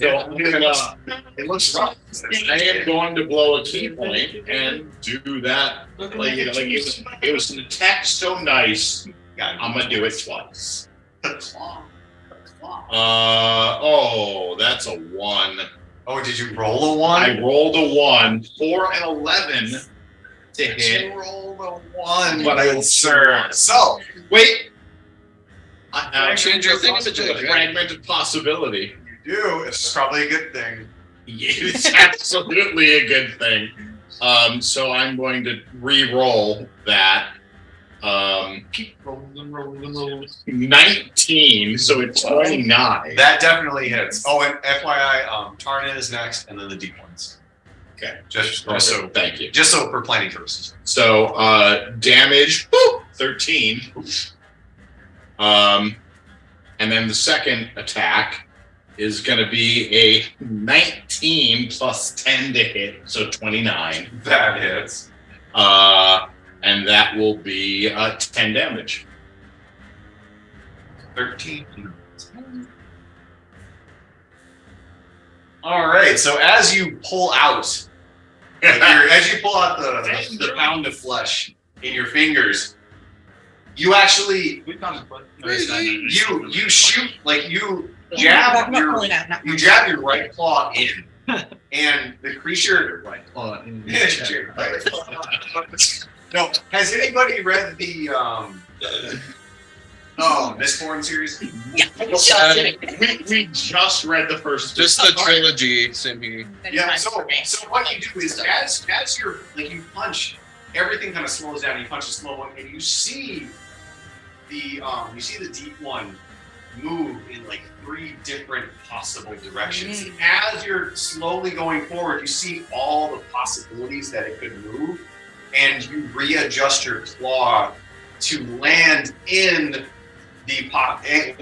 one of its dodges. So if you wouldn't have had that, it would have been able to miss, but you were able to redirect super slow. So as its giant eyes, you see at first a look of triumph as it thinks it moved out of your strike, and then the look of surprise as your claw quickly darts and just jabs into its neck. And you hold it in place with that claw as you slice with the other one across its neck. It's not dead, but it is just bleeding everywhere. The idea of you with ATM, I was just like, like, oh, Honestly, that just super just hot. came to me. Thank you. Thank you That for was that. awesome. That was brilliant. I like that. All right, get that. That'll. Hang on a second. Wait. Because I think since I used a key point, I can take advantage of disengage. Right. Let me double I check. think so. I think one of your features is the drunken sway. Oh, this is the problem of trying to Yeah, look there are at so Pathfinder many. and D&D at the same time. I'm looking at it now. Yes, drunken technique. Whenever you That's use flurry of blows, You get the disengage for free. and your walking speed is increased by 10 feet until the end of turn. Oh, that's what you need. 5, 10. So you did 35 to get there. So you had 25 left. all the way back to where. So you have a free disengage action and you have 35 feet of movement. You could have carried me. Moved half speed. I will go back to like having murdered the fuck out of that. I will go back to move next to Grelda, just directly to her right. I think it'll be from your perspective. What the shit? Where did your... Icky is a ghost. He's a mist spirit now. I mean, you must They're be perfect. There it is. All right. I love that both Icky and I have Sentinel, so that's probably why you came back, and I appreciate you so much. It is not at all why it's absolutely why I came back, because like Icky and Grelda standing next to each other is just a neat, specifically even like across from each other, like we're mean, and I like that. All right. It is Tarnan's turn. We will do Tarnan's turn and then take a turn. Okay. Just so it's been in your own. Tarnan's turn, party time, excellent. Cast Bane on the remaining 5 creatures. What was that? I'm sorry. I cast Bane on the remaining 5 items. It's coming in the tables. But what is that thing? Have you not seen those? 30 feet. We'll go. You will need to move within eyesight of them, just so you know. Where am I at? You are down. Oh man, you are down there. Why isn't it showing? I don't know. You're right here. For whatever reason, it's not showing you. Move me 40 feet. 5, 10, 25. That's 40. How far am I now? 30, 35. How far does Bane go? Is it 30 feet or 60 feet? 60 feet. 60 feet? Then yeah, you can do it. All right, so what is the saving throw for Bane? Oh, no. Born It in is the only- darkness. My version is only 30 feet. Bane is 30 feet, so that would give you this guy just one. Just move me. How much more movement do you have? Well, I can go 40 feet again. With my Because that was your movement. That was your move. Can you use your bonus action to yes, dash? Okay, so how far would you like to go in that case? get them all in range. All right, then Just ahead of me. 80 probably. Maybe next 40. Let me just make sure Next that's. to grow. All right, so you can move. You can move just one square and be within range of the ball. So you can move wherever you would like. Okay, behind Grover. That will allow you to hit them. Good. All right, what is the saving throw for that? Charisma saving throws. What's the number?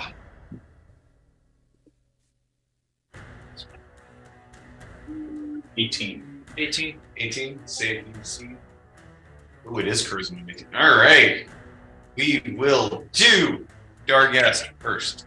Man, the dice forever. A dice? A dice. When was the last time you rolled a die? The last time I died. Thank you, Lee. Thank you, Jill. All right, charisma saving throw. Okay. Dargast save. Deep one. Okay. Okay, one deep one failed. One deep one failed. One deep one saved. One deep one failed. One deep one failed. One deep one failed. All right, so only one of the deep ones saved. And that would be. Where is he? Oh no, there's only 4.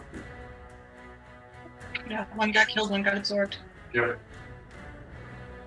Wait, one got absorbed? Absorbed. It's absorbable. It's a very anglerfish-esque procedure. 1, 2. All right, so it was the third one. So it is the one that Icky was hitting. He is the one that succeeded. All of the other one ones. that Icky was hitting. What? Oh, no. No, he did not. All Conditions. Nope. All spells. Bane. There we go. Bane. And Bane. Bane. All right, so those 3 are Bane, Dargast, and the lowest, further south one did not succumb. All right, so that was your action and your bonus action. And your movement. Yes, double move and an action and done. All right, then we will take 5 quick before the D1's turns. beer. All right, then it is the deep one's turn.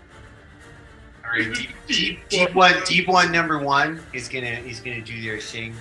No, if they're D1s, I think they can only roll D1s, and they still have to hit my AC. Right. Yep.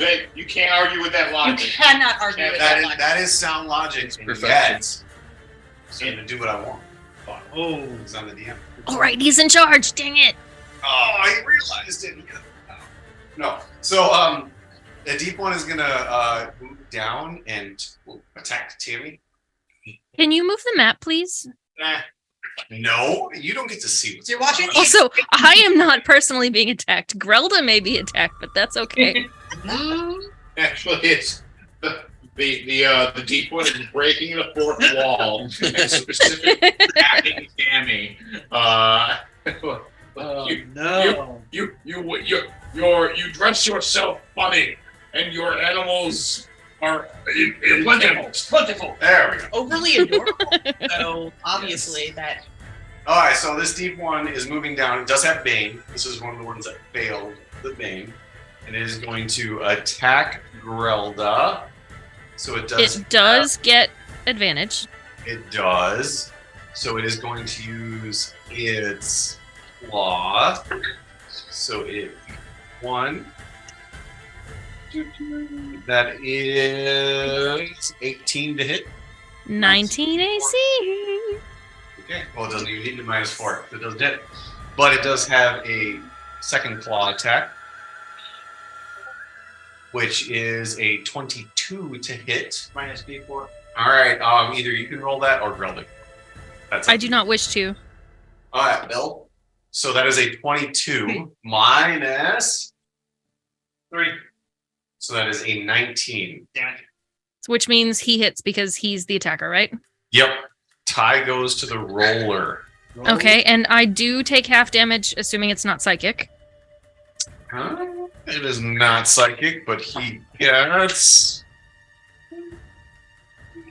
All right, that is 8 slashing damage halved. So that is 4 slashing damage on Grelda, which Grelda blinked slightly. I don't like. Just. All right. So Who knew there were mosquitoes under the water? all right, then this one is actually going to. Nate! Sentinel, Nate, Sentinel. Yeah. Because there's the Sentinel. All right, so this one is going to attack Nate. And Hold on, I think Nate gets to Sentinel before the second attack. No, Sentinel only works for attack of opportunity. Correct? When you hit a creature with an opportunity attack. Okay, this D1 has not left. Creatures No. from opportunity attacks, even if they take. This I'm- creature has Sentinel- not left. No, Sentinel should be when a creature within 5 feet of you makes an attack against a target other than you can use your reaction. So it is within 5 this feet. creature. Oh, so The first one, the one that attacked. the one that attacked Grelda, Yes. he sentineled by Nate. Mhm. That you would like. Yes. I will sentinel the weapon. All right, so give a sentinel that bitch. Give it a. I'm giving it Just a single thing. 19. That hit. 12 damage. So as it scratches Grelda so that she looks at it funny, you reach out quick and like rip off what is left of its ear on top of the gills, and it just floats. I'm gonna name this motherfucker Evander. Oh my god! You Evander. You Evander. Oh, okay, that's an Evander Holyfield gift. Yes. Part of this. All right. Well, the second deep one is still going to flank you and have advantage on the attack. It is a 20 to hit. Minus the Bane. So it needs to roll. 18 to hit. Nate, what's your AC? My AC is 1,020,000,000. Oh, that is a miss then on the first one. Second one is a 24 to hit. And my AC is 20. Although Let's do 22 to hit. is this a melee or a range? This is a melee attack.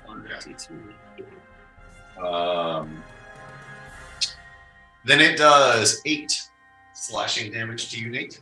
Okay. On the second one, you managed to move out of the way of the first one, but as it was striking with both its claws at the same time, you moved into the second attack. Then it is. That one's dead. That one is not dead. This one is just mad. Just angry. He's mad. He's mad. He's angry. And he's going to attack Knight. Some bitch. But just not with advantage because. I'm so mad. I'm so angry. That's not going to do a damn thing on the first one. Oh, and that's a natural 20 on the second one. Woo! For 23 to hit. -1. -1, 22 to hit. Oh, so it misses on the first one, but it does do a critical hit on the second one, which gives it 8 plus 9, 17 damage to 8. So it swings with its left hand, so it's critical. Swings with its left hand. Nate, like, matrixes back and, like, bends himself halfway back, and the right claw of the creature comes down and like pierces into your stomach, and it goes all the way up to its wrist. 17, you said? 17 damage. All right, jump change. We're good. Jump. All right, then that one is Dawn, and it is the other one. Let me see. It's 5, 10, 15, 20, 20. Wait. Put it down here. He's finding ways around our sentinel strategy. We should never have said anything, Nate. Touchdown. 25, 30. Oh, that's about as far as it gets. All right, this one's going to attack me. Wait, 11, 14, that's a miss on the first one. 17, 20 to hit on the second one. -2. That's a miss. All right. So bleeding from his stomach, Icky manages to move out of the way of 2 claw attacks. It is Kendrick's. Did you say Kendrick? I said Kendrick. Okay.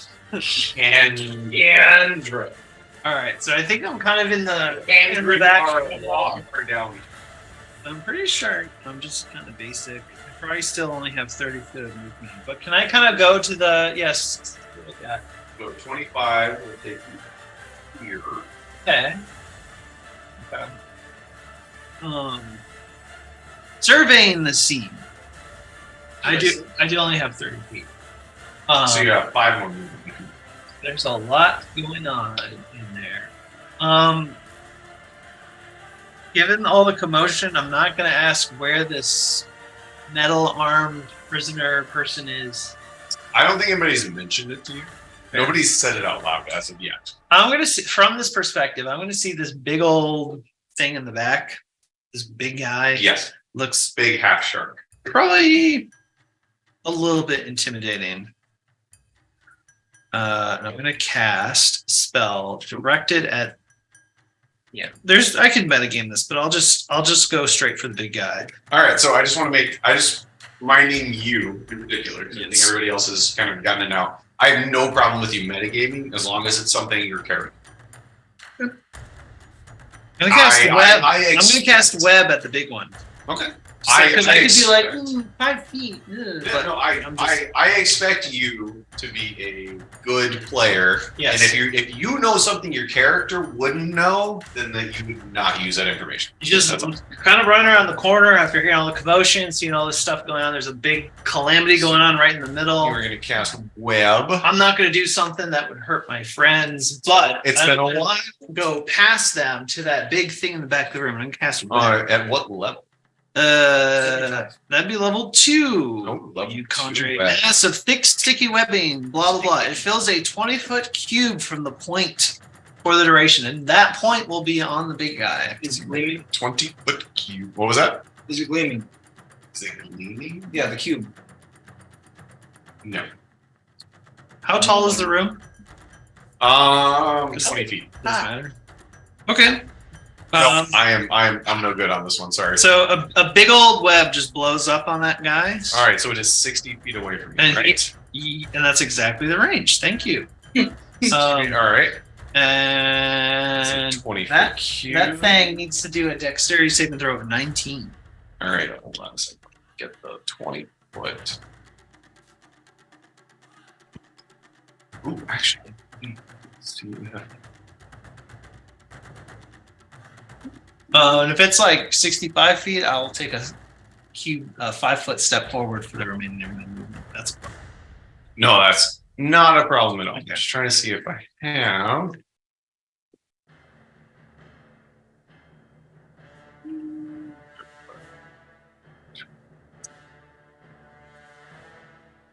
You wait. There we go. All right. 20-foot cube. That is not a 20-foot cube.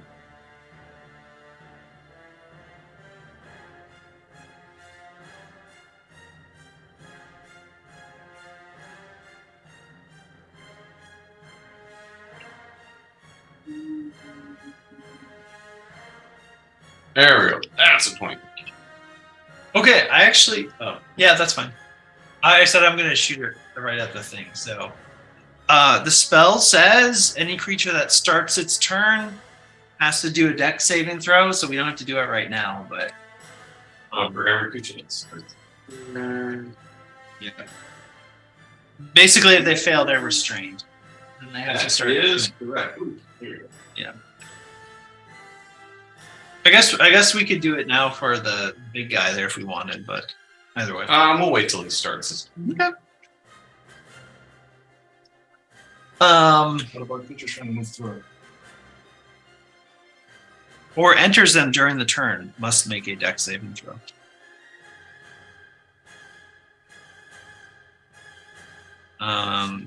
Webs are flammable, by the way, in case anyone's interested. But as far, I'm just going to shoot the web at the big intimidating guy in the back and attempt to restrain him. We'll see what happens when he tries to move. But otherwise, All right. So it is a dexterity saving throw. We'll wait till his turn. Yeah. Just I have remind this. me. I'll have the spell up. All right. Anything else you would like to do? I think I'm kind of good. There's just so much shit going on in that room. I'm good back here. This is where the spellcasters. All right. In that case, at the end of your turn, Dargast uses his legendary action to move To the place that kills him instantly, move to there. which kills him instantly. You know what? Shockingly, it does not. Oh wow! He is still within the I'm surprised. Did he lay an egg? No, he moved right next to the other person who was pierced against the other person. Isn't he webbed? That's only at the start of his turn. This is Oh. a legendary action on somebody else's turn. Yeah, so I could see like the web, like this big blob, like starts filling the space, and he just And he's like, moving before it solidifies. Would be the best way you can think about it. Okay. The human trapped against the coral is directly to the against it. He is standing right next to that person. And it is Tanisha's turn. All right, I am going to like fucking run in there with my 40 movement speed. nice. That's not what I wanted. I think you just gave me something. Good idea. 40. All right, so Yeah, kind of raging. I am going to get into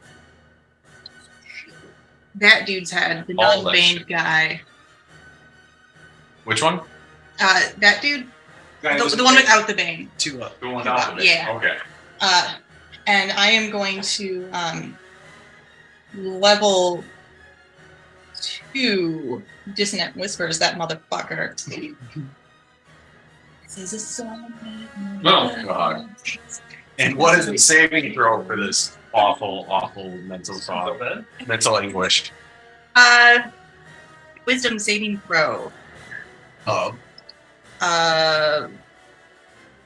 Sanishi, my wisdom. Bells. Your save DC 14. is 14. So the wisdom save of 14.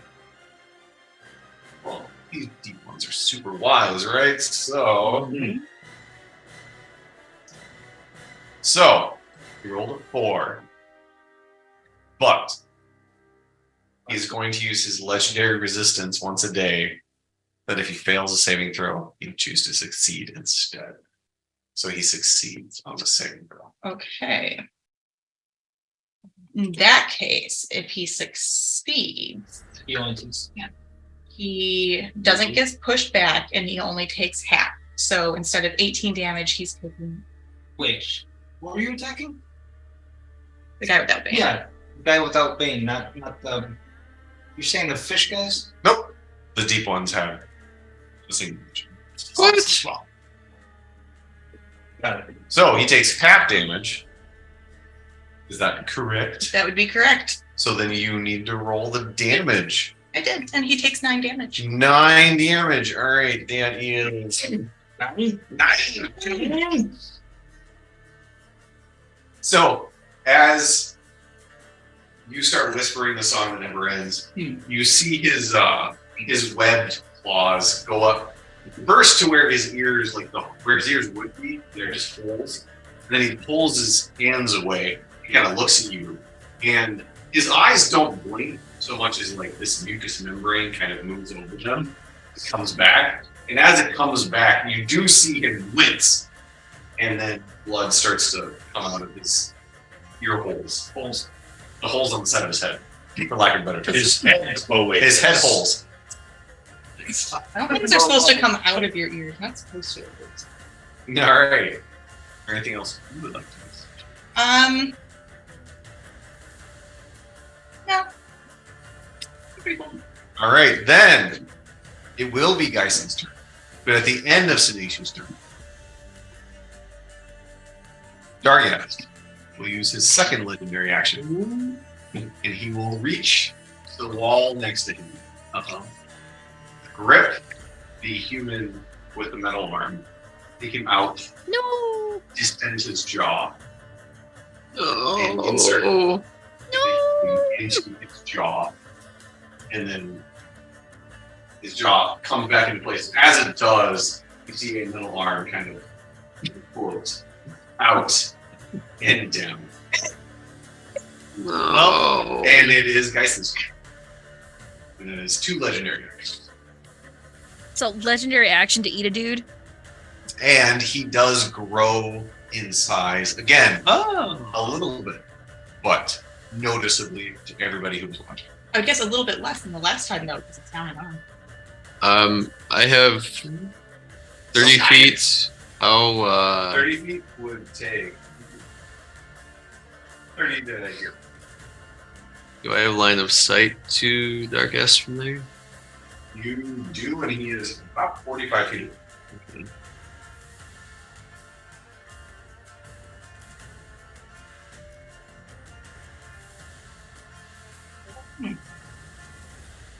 Are things still playing with the Wonderful?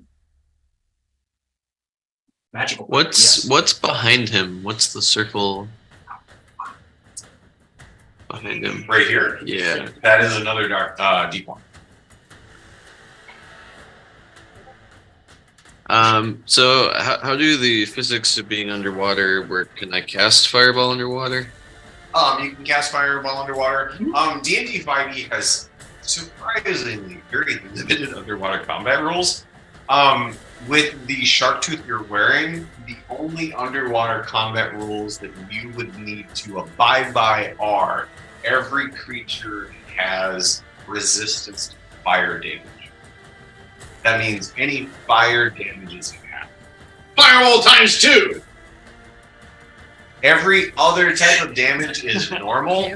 Electricity doesn't deal any extra damage. just fire deals half damage. Normally, movement would be halved, and melee attacks would be halved as well, but your shark tooth necklaces negate that. Really, the only thing you have to abide by is anything that deals fire damage is automatically resisted, which deals half damage.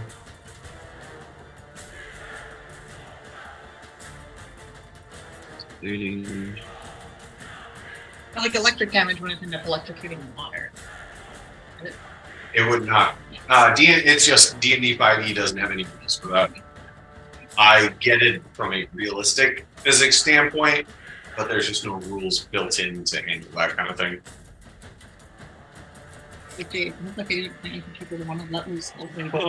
They have underwater adventures. That's the thing. They just kind of very minimally did the rules for it. Yeah, I guess I'll do Radiant Fireball. Radiant Fireball? Radiant. Yeah, Radiant damage. Radiant Fireball. That's what I usually do. As long as I can, like, not hit our people. Like, if there's all like right, a so what is the diameter of the fireball? What was that? What's the Yes. diameter of the spell? It is a 20-foot radius sphere. All right, so Radiant will put it as blue. All right, so this is. Can I get those other two guys in there too? Yeah. Well, let me just verify the distance of that from you. It's 150-foot range. So. I'm more line of sight. Okay. Yeah, I'll give you that. That would be line of sight for you. So you can do it in this location. Thanks. Right to the moon. Yes, of course. Yeah, the charge. Wait, fuck, is coral is endangered in this world if it isn't ours? Oh, Jesus. It is. It's gonna go extinct all because of. All right, so first, what is the saving throw for that? The dexterity saving throw. Dex 18. All right, so Dargast first with his dex. That is an 8, but he is going to use one of his legendary resistances to succeed. The next one is the top deep one, which was a natural 20. So that is a dex. That is a 23. So he succeed. This one would not have pain.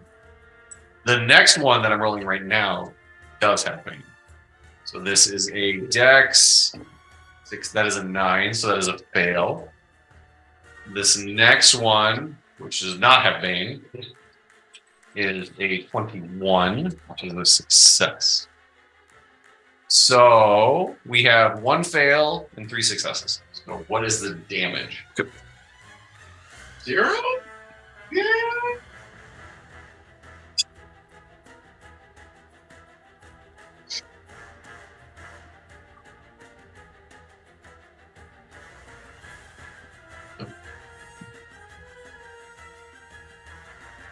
$31.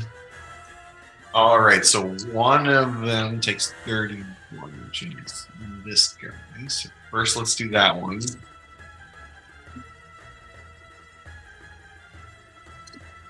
Then the rest of them, 31 and a half, rounded down is 15. So, our guest in 2 d1s, I'll take 15.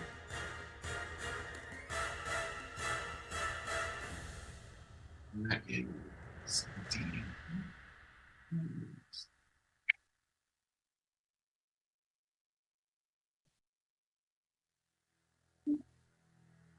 Look at you!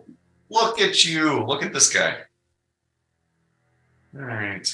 That's What's going on? Trying. Oh, so as the radiant fireball explodes in the water and bubbles rush out from it, you see it kind of singe Dargast and the two deep ones next to him. You see like burn marks from the radiant damage.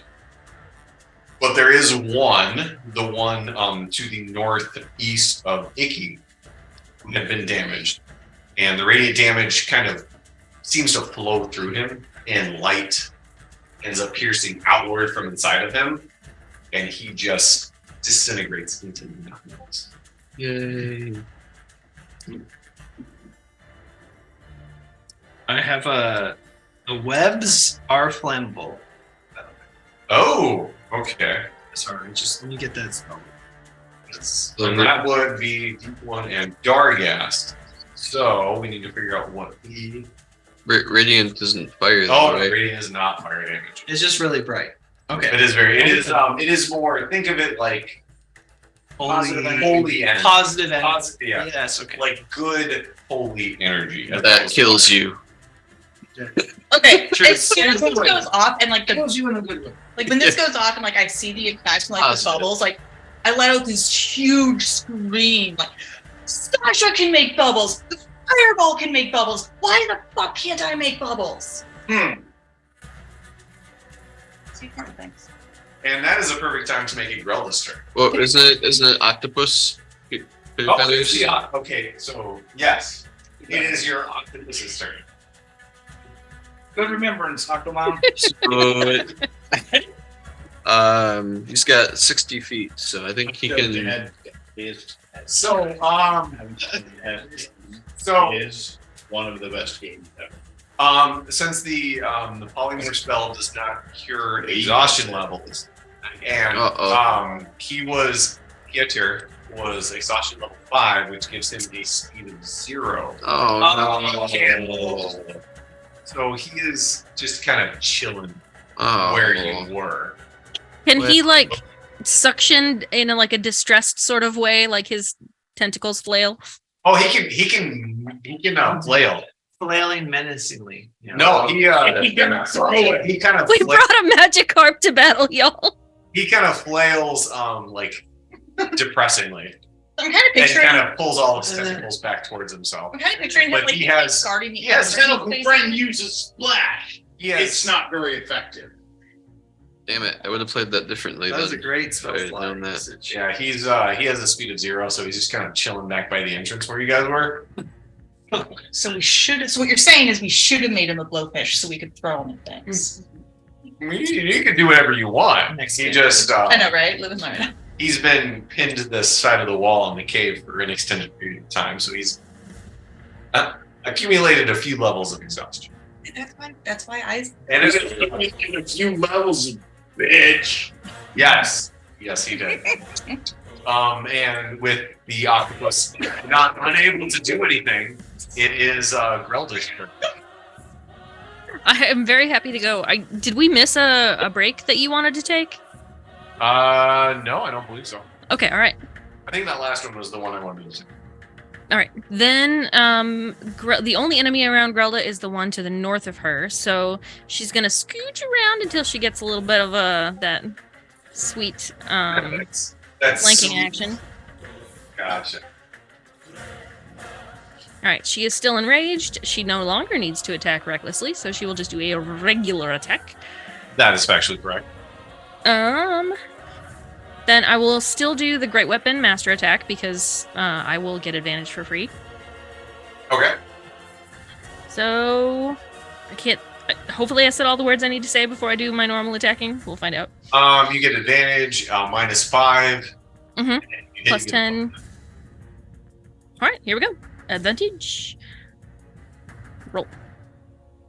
Oh yeah, that yeah. 30 minus 5. Yes, that definitely hits.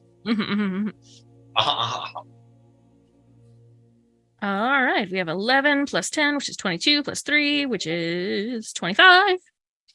So as Grelda kind of moves around the creature, the deep one looks back and forth between her and Icky, and it just moves its head back and forth. And as it looks back at Icky, Grelda uses that time to quickly strike and just decapitate the swollen, misshapen head off of the D1. And it just kind of floats. It floats, the body drops to the ground, and the head just kind of floats in the water for 10 or 15 seconds before it also slowly makes its way down. Okay, so Sean, I can never remember how this works. So I had split my speed because I only went a tiny bit, but I just killed someone, so I get an extra attack action. How's that work? And I didn't even use my second attack on this action. What we have done with you and Icky, because Icky has about the same kind of thing, is your second attack as an attack action, you can move between. Okay. The additional attack given by the death, Murder. Mm-hmm. by the murder, death, kill, not move between.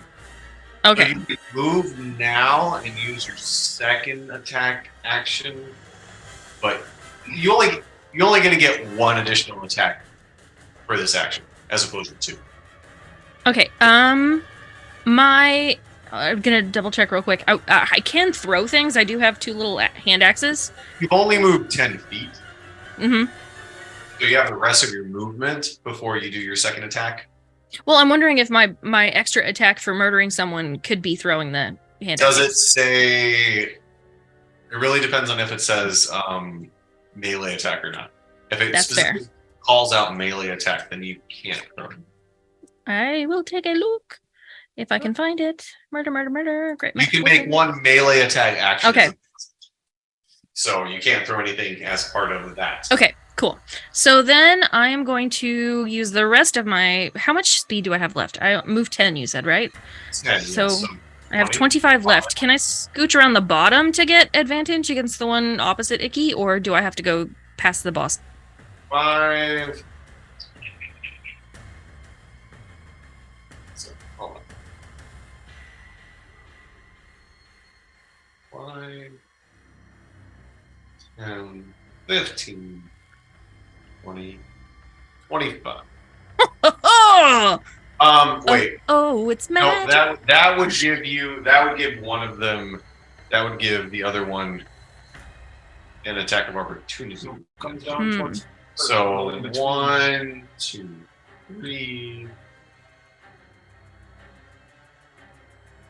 This would be 25. And that is not advantage? Why can't she go right diagonally between Vicky and Tarnan? If she ended up here and she moved out of that square, that would give this one an attack of opportunity against her. So to make sure she does not give up an attack of opportunity, she would need to go like the long way around, and this is as far as she would go. All right, I'm going... It's up to you. Okay, actually, no, yeah, it is. Question for everyone, and Iggy specifically. Do you still have the ability to use Sentinel if I do get that attack of opportunity against me? Not until my next turn. Okay. Did you? Hold on. Reaction. Yes. Sorry, you did your reaction. I have already used my reaction. I won't be able to use another one until my next turn. Okay, I was afraid of that. Okay, so my question would be, if I went to the north, it's all wibbly because of the cool water effect. Can I scooch around and get advantage against the other one without incurring a boss attack? Negative. If you moved around the north side, Dargas would get a shot. He would okay, I can't tell if there's a line there where he wouldn't. Because you would move this way here, and that would... I mean, could I cut that last corner? Do I need to take that last? As soon as you move to here, you're within melee range of him. Okay, So, cool. Just like real quick, just as a point of note, Icky does, since I'm like Icky's like in the next turn or two, I have Step of the Wind where I can use a key point, which at this point is fucking negligible for me, to take a disengage or dash action to be able to like move away from where I'm at without taking an opportunity attack. I don't know that would help us. I can move.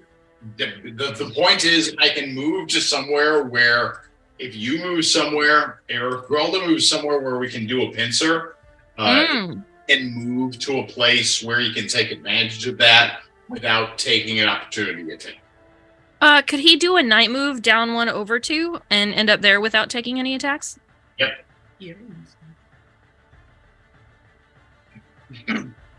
Yeah, because basically, just like all I need to use my like 1 key point per step of the wind, and I can move basically anywhere within my movement without taking an opportunity attack.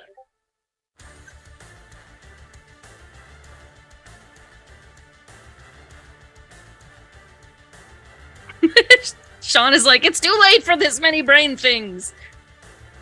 I mean, No, I'm just laughing at the Discord. Oh, okay.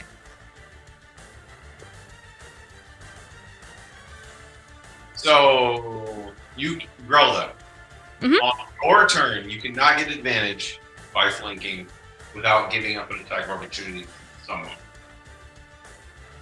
It would either be a dark one, or I'm sorry, a deep one, or a dark ass. So, Okay, so Icky cannot do this movement he's talking about before I move. no, that would be on his turn. yeah. Okay. Then So I'm going. On flanking, you are going to give up an attack of opportunity. So, All right, then I'm gonna go just south of Icky.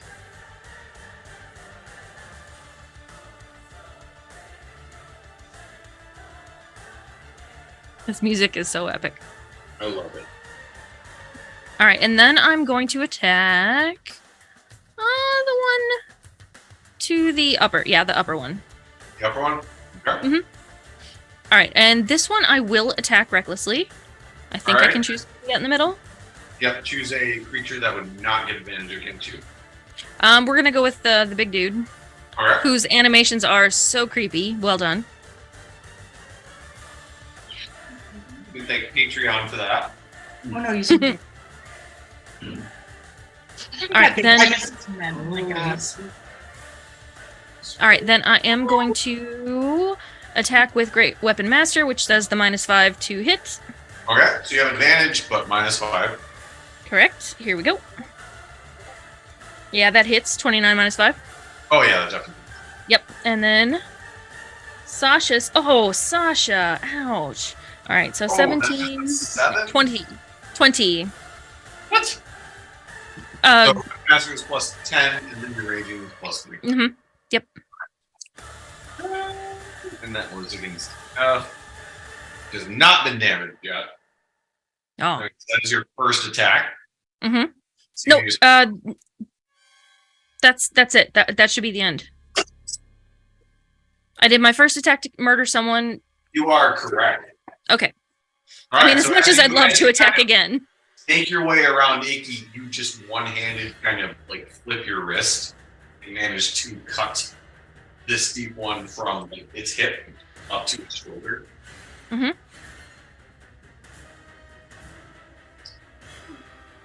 All right, Then- I believe that is it for me. Then at the end of your turn,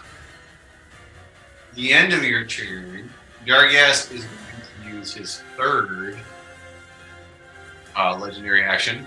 No. To move No. Target. right here. Oh. He's trying to move out of spider webs, right? Or are the spider webs gone? He is moving. He has moved out of the spider web. He was walking in the spider webs.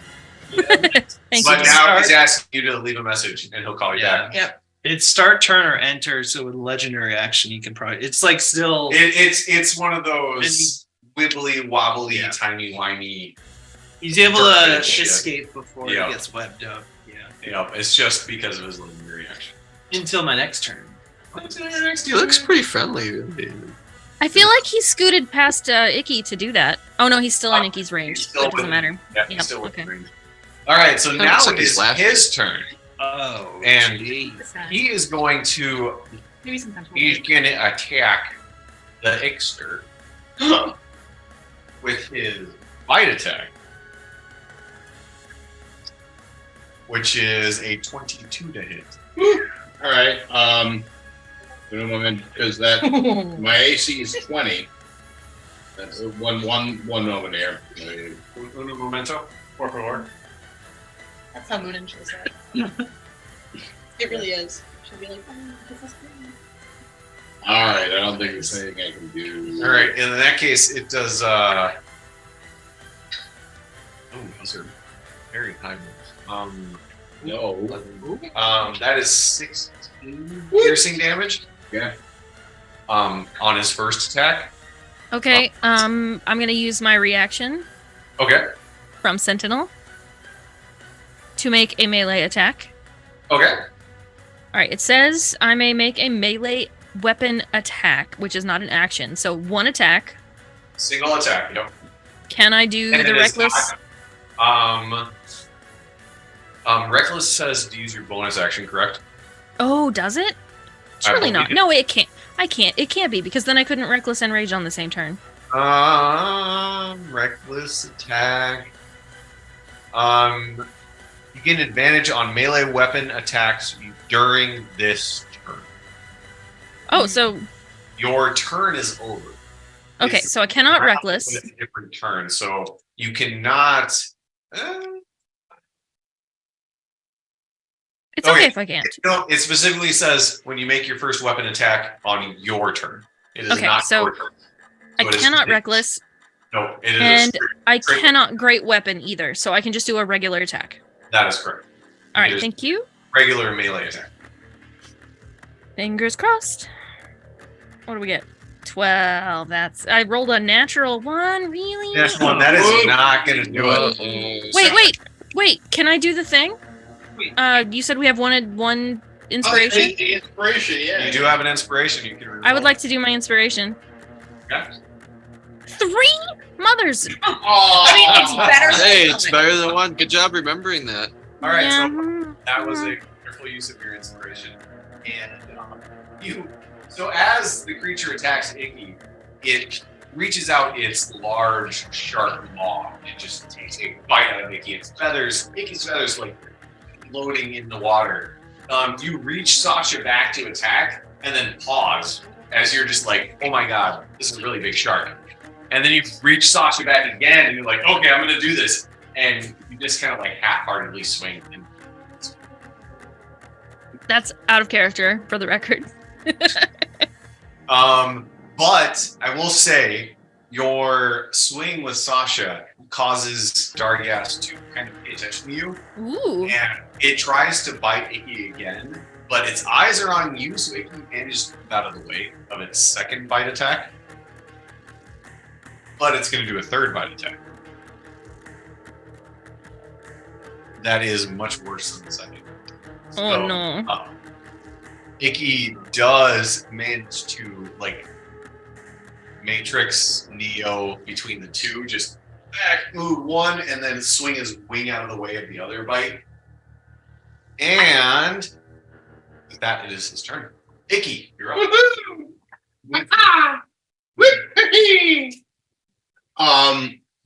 So, question about. Oh God, what is it? It's the gust of wind.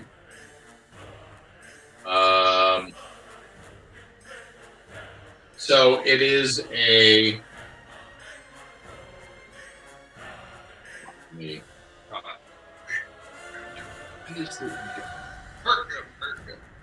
All right. So it's a line of strong wind, 60 feet long and 10 feet wide. If it like, so like if Icky were to, no, actually, like, where does the line originate from? Is it basically like if Icky is standing in one spot, would it be like 5 feet to either side of him, or like how? So gust of wind is 60 feet long and 10 feet wide from you in a direction you choose. Yeah. So I would say it's 5 feet this way, 5 feet this way, 60 feet in the direction. Okay, cool. I would like to use a key point on. Oh, come on, let's try it again. On You actually get that once per long rest if you want to cast it. I do well. So, but like, what I want to do is use the thing that lets me take the disengage action to basically move south 2, and what is that going to be then? East 2, to be able to hit all 3 of these in a line using gust of wind. But using the thing that lets, like, using a key point that lets me take disengage, so I wouldn't provoke an opportunity attack by moving out of range. So just tracking. You want to move to here. Yes. All right. If you were to move here and do a 10 feet wide, 60 feet long, you would, at the very least, hit Grilla. I'm talking about going straight north. You want to take out the little guys? Oh, not Dargas. Yeah, no, just straight north from there. I would say if you moved 5 both ways. Yes. If you moved here and did straight north, that would get all 3 of them. Okay. So just checking, because I know there's a step of the wind. That's what it is. Spend 1 key point to take the disengage or dash action as a bonus action on your turn, and your jump distance is doubled for the turn. All right, so you mark a key point, you get your disengage marked. So you get to move away from bless you. Bless you. You get to move away from Dargas. When did you get a cat? Allergies this week have been a fucking They've bitch. been really bad. Like wildfires up in here. Wildfires, Yeah. Leesman's. It's been All right, so yes, mark up a key point. You do get to that point. You can use gust of wind just as your a second level. I'm just making like it doesn't say as an action or bonus action. It looks like a free action.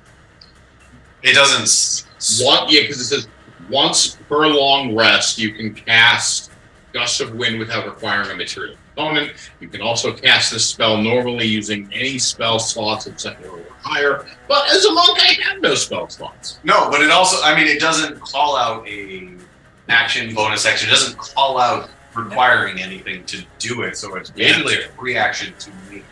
Sweet.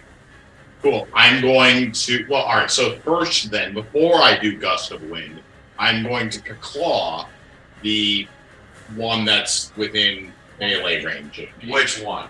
Dargast or one of the 2? No, I'm going to do the move to where I wanted to move. Oh, okay. Down And then there I will hit the only one that's in range of. All right. And that's a 19 to hit for the first. That is a hit. That is deep. That's 13 damage. 13. Our second hit is 26 to hit. That is also a hit. Which deals 9 damage. All right. So as you you almost snake by him and you drag your claws from his lower back around his abdomen and then just just punch him right in the face and break a couple of his teeth. So then at that point, I would like to use Gust of Wind targeting the 3 that are north of me. All right. Is there a saving throw for that? Line of strong wind 60 feet long. Must succeed on a strength saving throw. Or be pushed 15 feet away from you. Mm-hmm. Then the strength save is 16. 16. All right. So we'll do these one at a time then. E.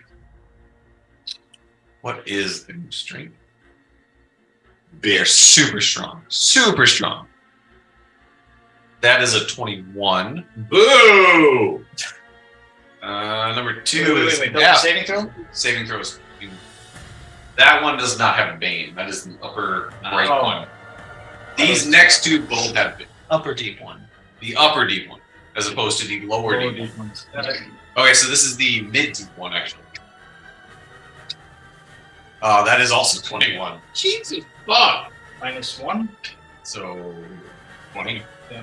All right, so this is the low deep. Whoops. This is not in my dice box. -2. Actually, that's 6. So -2 is 4. So the lower deep one is pushed back 15. Into the webs. Now he's the mid deep one. Mid deep The previously mid deep one. is The deep one, formerly known as mid deep. Previously, on Rise of the Deep One. Is there anything else you would like to do on the turn? Icky Mickerson. I would like to go a little like, and move this my turn. So you do that, but since you're underwater, you go. Does he make bubbles? Point of order. I would be so pissed if you made Has that deep one officially entered the web zone now? Yes. It's a 19 dex saving throw. If he enters it. Yes. Alright. Enters or starts turn. Ooh, good ball. So normally, like when like get out of range doesn't provoke attack of opportunity, but this is entering. Oh. No, if he is pushed. I'm just thinking of Grelda. If he is pushed by a means other than his own, he does not provoke an attack roll. Right. No opportunity. I'm just saying. No, this is but different. with the web, so it is. What is the dex? 19. Alright, so 12, that's 15. So he fails it.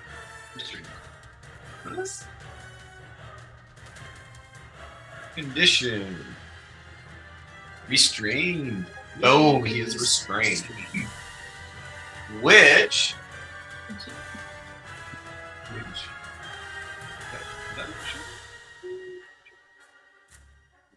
And if he wants to get out, he can make strength check. Restrained. Speed is 0. I did not realize web is concentration, so I will start taking note of that too. Okay, you haven't taken any damage. You No, have sir. not cast any other concentration spells. No, sir. Not a big deal right now. Icky, anything else you'd like to do? I'm good. I would like to immediately murder all of them with the piercing power of my gaze. Give me a no. All right. Then in that case, Tarnan. I can do that bit. Turn. Emotion. I'm not gonna do that work at look. I don't get to do that look at work though. Perhaps I make- some Best of the steed on Be around, keep you in the darkest. 5 and 1. Does that give me flanking or not? Yeah, I'll give you that. It's a long. All right. I will do the booming's blade Ooh. with my dagger. All right. So is that it? Branch weapon. Just which spell level was that? Cantrip. Then they cantrip. Yeah. Oh. But at 5th level. Casting time action. Okay. Then you make a melee attack. That's correct. With the window. Picking buttons and doing stuff. Doing the things.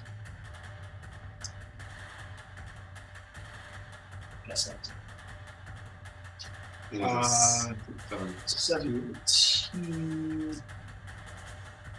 Ooh, a 17. Wait. Okay, so 17. Now, because I'm flanking him, I get the You get advantage. advantage. Flanking? Flanking gives you advantage. Well, yeah, just to see. So I did anyway. Well, I know, but always roll again because it could be clear. Not a natural. No. But anyway, so because I have advantage, I can get my extra dice. What does it call it? Your sneak attack, That's the one. which is a terribly named ability. Right. So let's do sneak attack damage over here. Not great, not terrible. There. Sorry. What is that? 3.21 Romkins? Not great, not terrible. Yeah. Something like that. Sorry, every Not great. 10. not great, not terrible. 16.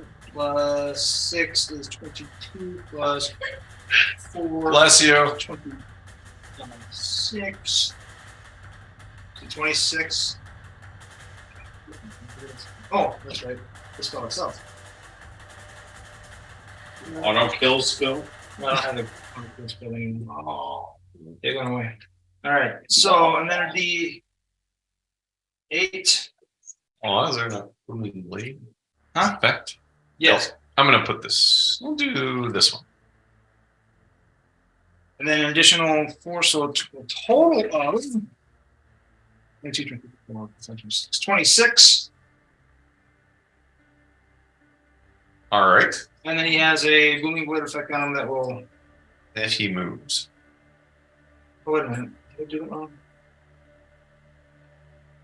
It'll be 2d8 if he moves. Yep. If he moves 5 feet or more before your next turn, it's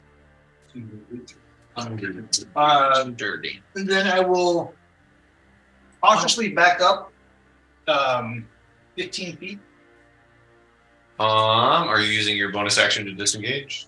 No, I have the feet mobile. So whether I hit or not, as long as I make a melee attack at it, I am not subject to his counterattack. Attack of opportunity. And you're moving back 15 feet. That is correct.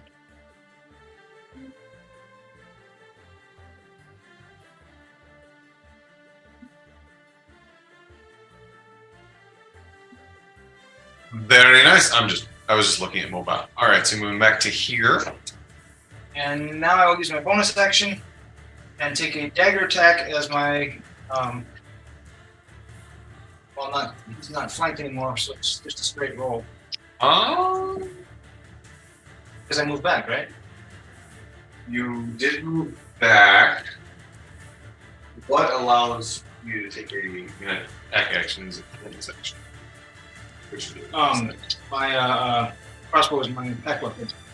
I have Crossbow expert or I have crossbow expert, but I also have attack weapon, which lets me attack with it as a second attack as a bonus action.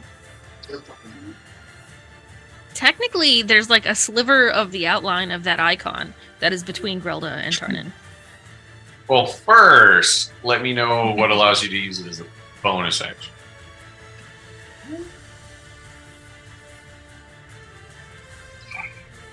No, Sharpshooter? when you use the attack action in a one-handed weapon, you can use a bonus action to attack with a hand crossbow you are holding. Yes. You do. Yes. Your crossbow expert does allow you to do that. I will say with the way that is set up. Well, the way it's drawn. I'm gonna say no. You do get an attack. Oh! It's not advantage. Got a natural Stop one. using that. You have a natural 1? Yeah. Oh, then you hit Grelda and she dies. Okay. No, totally. So you stab Darghast in the back, and you run your dagger at the back of his. do you have your inspiration still? Yes. Inspiration. So Grelda has used it. Who has used it? You used it? No.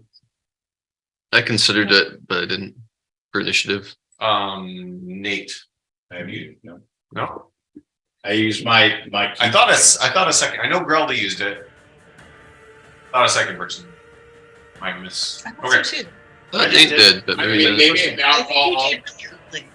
I don't think Nate did on this turn.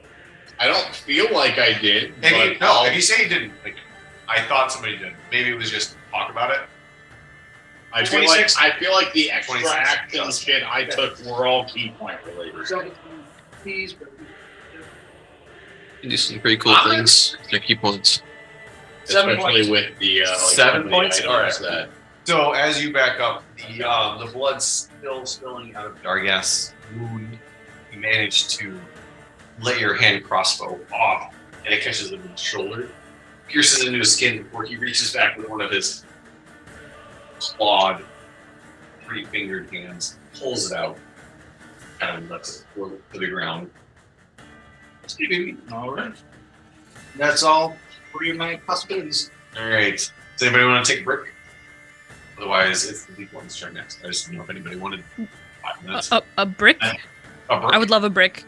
A brick to build a house. I could use a. All right, then we will take 5 quick, and then it will be the. Is it one of these? I'm gonna shout the medium ones. Right. We're like the Browertons. Right? Patriot Consulting Eagletons. I'm pretty sure the Patriot Consulting Group is already owned by like its premises. Let's just be real. No. All right, who's punching who? What's going on? Yeah, punchy. I think the deep ones were about to skip their turn. Yeah, Yeah, sounds right. Sounds to me. right. You know, as humorous as that might be, he is not. He's actually going to move around Grelda and go on the other side of Argans and get advantage against her. Did something get moved around? I thought a deep one was in the web. Yeah, That one was top. Oh, I thought we. But didn't I didn't want back up into the web and get stuck. somebody with my gust of wind into the web? You seriously moved shit when we went on this break. I did. The lower deep one was now the mid. You know what? one. You were right. He was in the deep one. Mm-hmm. So what is the dexterity saving? 19? 19. Well, so is he trying to get out of the web? What is the verbiage? A creature restrained by webs can use its action to make a strength check against your spell save DC.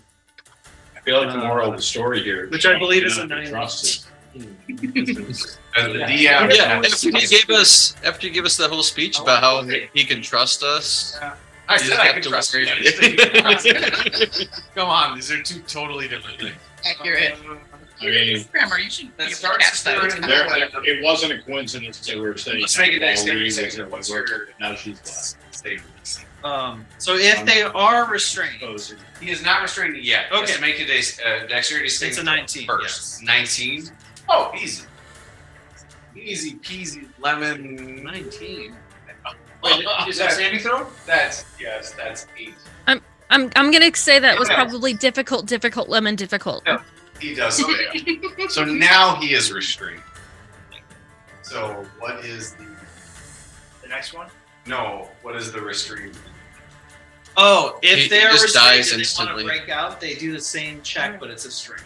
Alright, so he is. Let me add him a restraint Eat condition. one muscles to break out. Restraint. Let me do one. Restraint.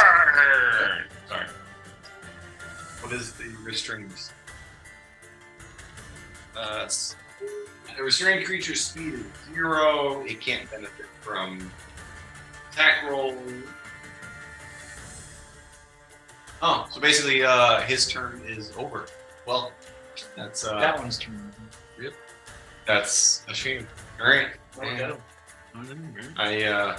Well, this other one is also in the web. So let's. What's your DC again? 5? 7? 19. 9? 19. Oh, look at that! I rolled a 19. Oh, well. Plus 3. Minus He is not Bane. Oh, The Bane. upper right one is not Bane.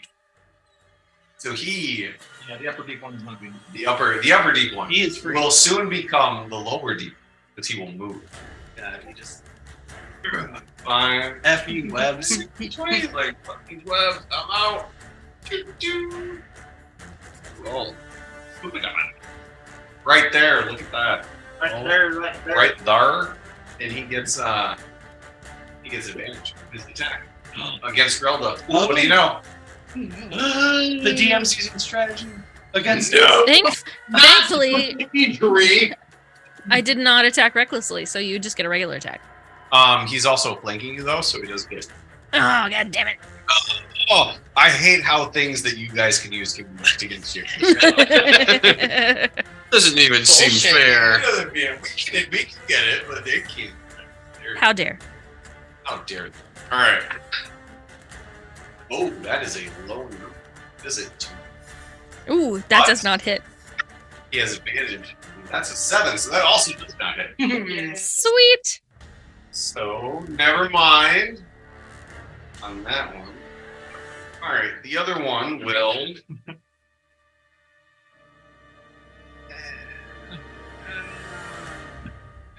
Oh, no. All right, he's gonna move down one. He's gonna attack Icky actually. No.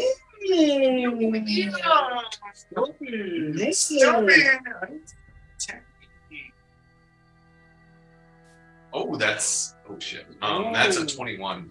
That can fuck off. That one does have Bane. Yeah, it's a 20. Well, my AC is 20. That hits them. Tie goes with the roller. Boo! Boo! Boo! I don't like these consistent rules you put forward. Seriously. All right, what are you hitting me for? 110. Fuck off with that. That's true. That is 5 slashing him. 5, 5. like 5, like a bitch.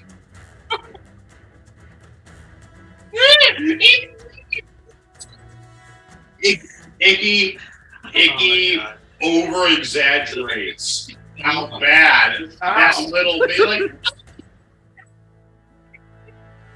A feather. He looks at the big one, he goes, "That's what you sound." yeah.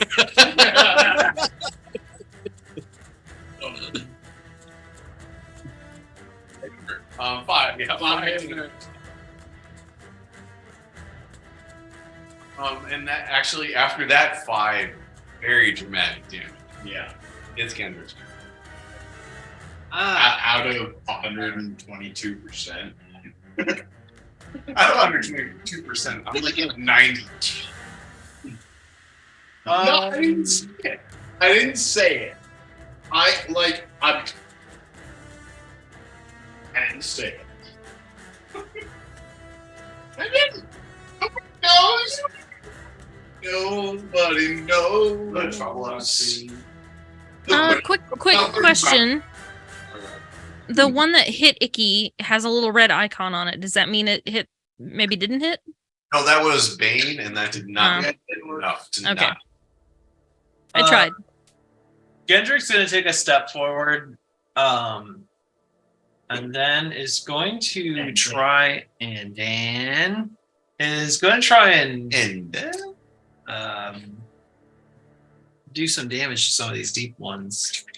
I'm going to use Scorching Ray at 3rd level. Yes. Just remember, is that a fire damage? Yes. Fire damage has resistance underwater. It's halved. I already clicked the spell slot button, so I'm just going to do it. Alright. I respect that. 4 rays. 4 rays. Yeah. 4 rays. So I'm gonna do my. I'm just gonna do my attacks. Raymond. First attack, Raymond. closest, the lower deep one is a 23. That hits. The No, don't do that. Show me. lower deep one does hit. Okay. Lower deep one takes 10 damage. Alright, that is singular. 10 damage. Alright. Next one. Second ray. 15 to hit. Was that Sugar Ray? Who are you attacking? Lower deep one. Also hits. 4. 7 damage. 7. Alright, tell me who you're attacking before you roll. Ray Charles. I will do another one at the lower deep one. Okay. And I will roll it. That is a 29 That also hits. for 6 damage. Alright. The last ray will go to the middle deep one. Totally mid.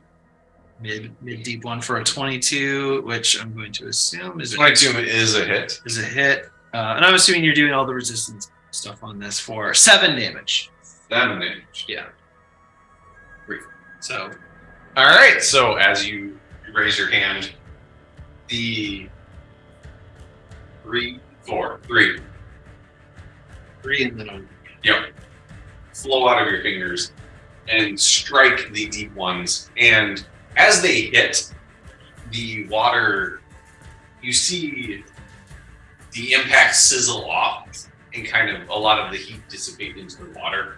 So it doesn't do as much damage as you would normally expect, but it does damage. Yeah. All right, then anything else you would like to do on your turn, sir? Because that was your action and part of your movement. A little bit of movement. So you have your movement, your bonus action. I'll do a little step forward, cast the spell, 5 step back. Just Back? to give Tanisha a little bit of room. Hang out with my boy Geisen, and that will be my turn. 2 step forward, 2 step back. Yeah, basically. All right, then at the end of your turn, Dargast will use one of his legendary actions to. I hear Discord, but I'm not going to look at it until after I attack. He's going to attack Grelda with a Rude. claw attack, which would be claw. Give him the claw. That would be a 6. That's not going to do anything. Nope. It is not. That would be a negative. I would still like to know your beautiful description of how Grelda ignores that attack. Grelda has been watching Gendrick shoot fire from his fingers underwater, and she is just enthralled by it. So as Dargast reels back with his giant shark claw, he swings forward, and Grelda just kind of like puts her hands on her hips, bends sideways, and like looks at Gendrick just in awe. And as she does, just to get a better view of the flame shooting from his fingers, Dargast claws just fly right over her. See, I knew it would be good, and it was better than I thought. With that, it is Tanisha's turn. All right. I am going to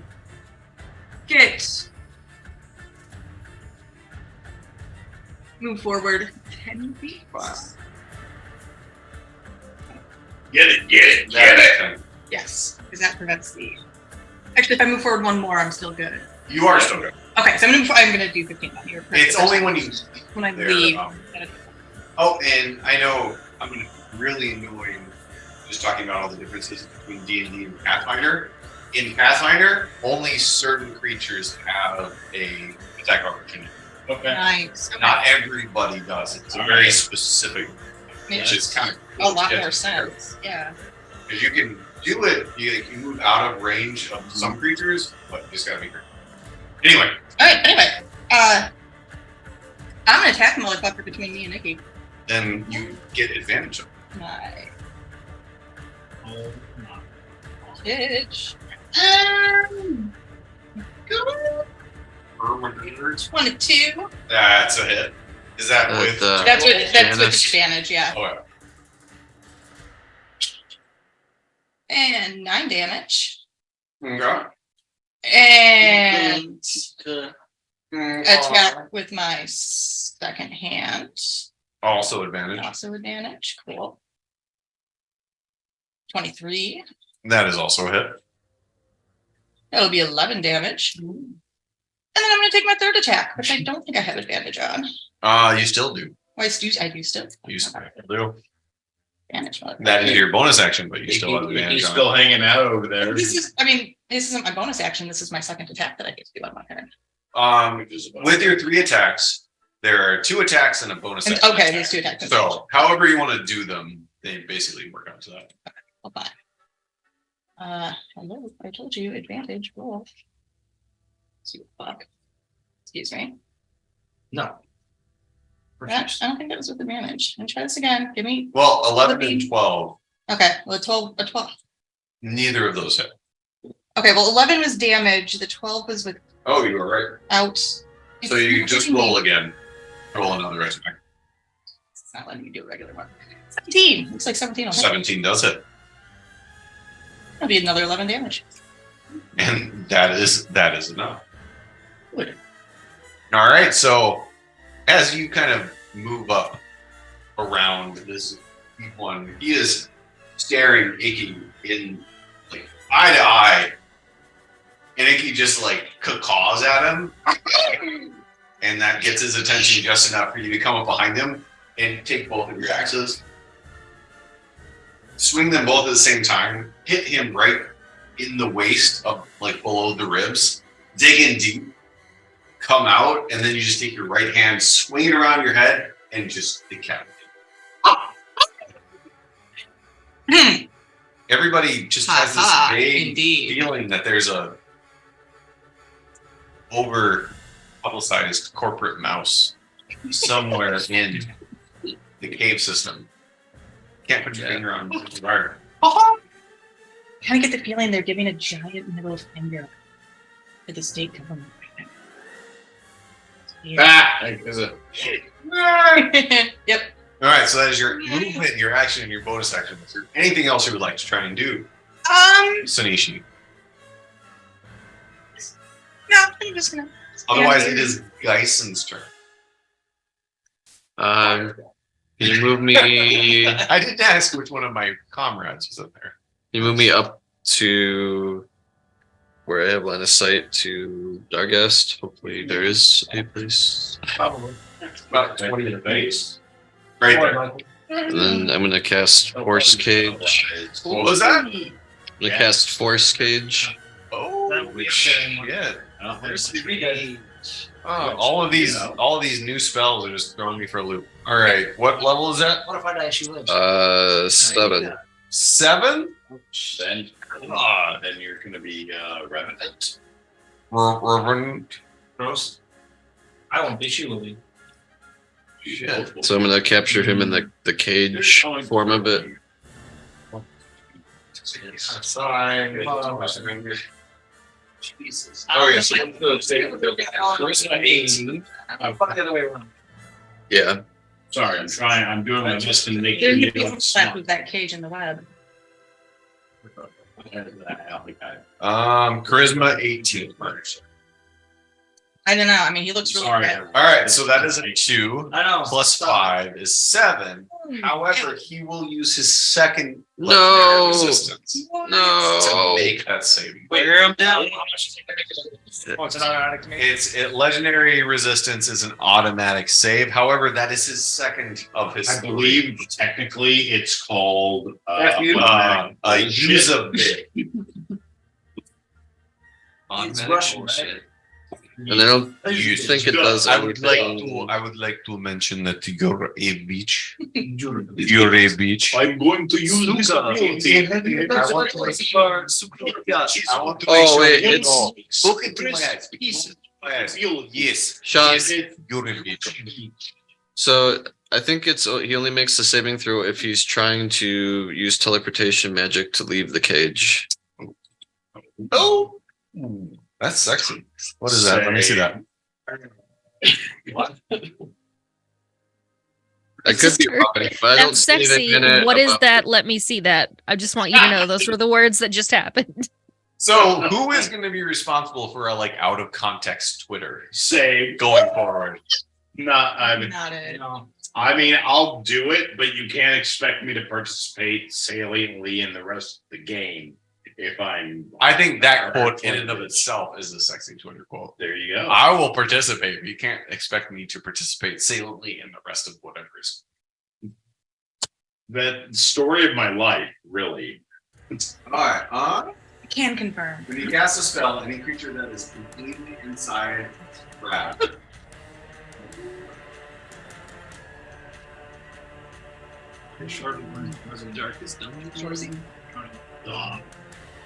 I mean, Fucking get your shit together, cocksucker. I'm pretty sure Canada has a prime minister. Yeah, that honestly, Is he actually considering joining the United States? if there was anything that America needed to do to get its shit together, it would be to give its balls up. Sucker. Is that your understanding too? I don't. I mean, like as somebody who's a member of the U.S. military, Give your balls a tug. give your balls a context, fucker.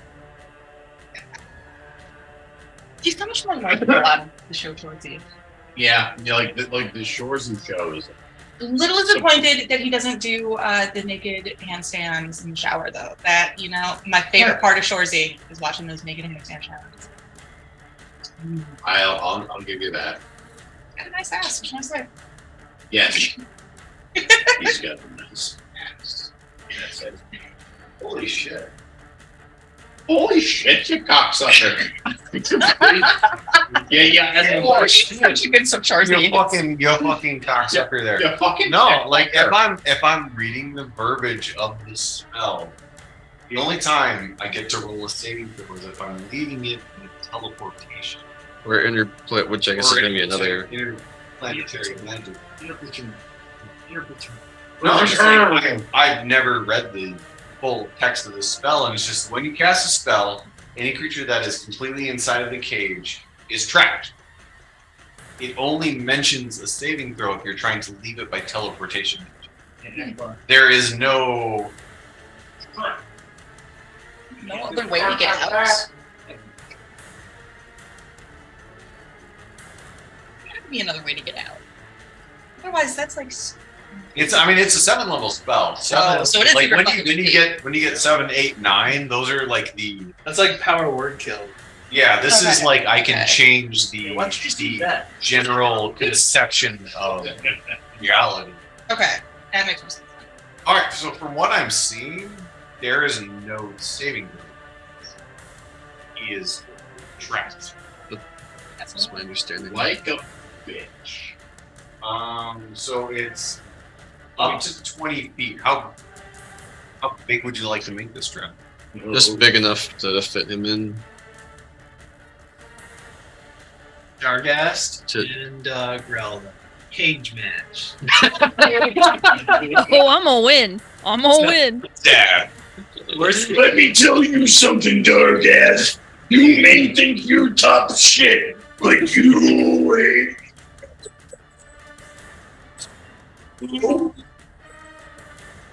Elda is ready.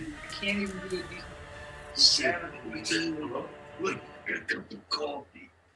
Just want you to know, Lars, I got that. Bonesaw is Oh, ready.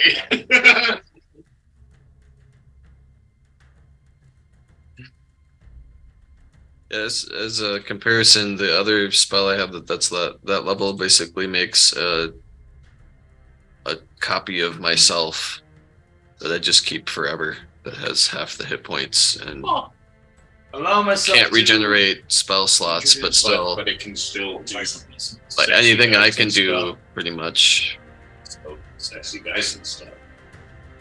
which is pretty sexy. Yeah. Sexiest of guys and stuff. All right, so That's what I'm hearing.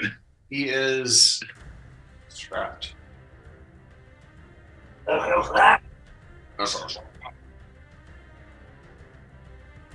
That would make it Relda's turn. Wait, I get to try and murder things. You do. So how late does everybody want to go? This is a very good question. Yeah, It not is 11:30. not too much late. Yeah, I work at Yeah. Beacon, so. We can stop. We can take a pause now. Let's just say Dargast has a lot. Okay. Like, yeah, it does not. I don't feel like we're gonna finish this fight. Why don't we just take a pause now, especially with him being trapped? What a twist! What a twist! What a twist!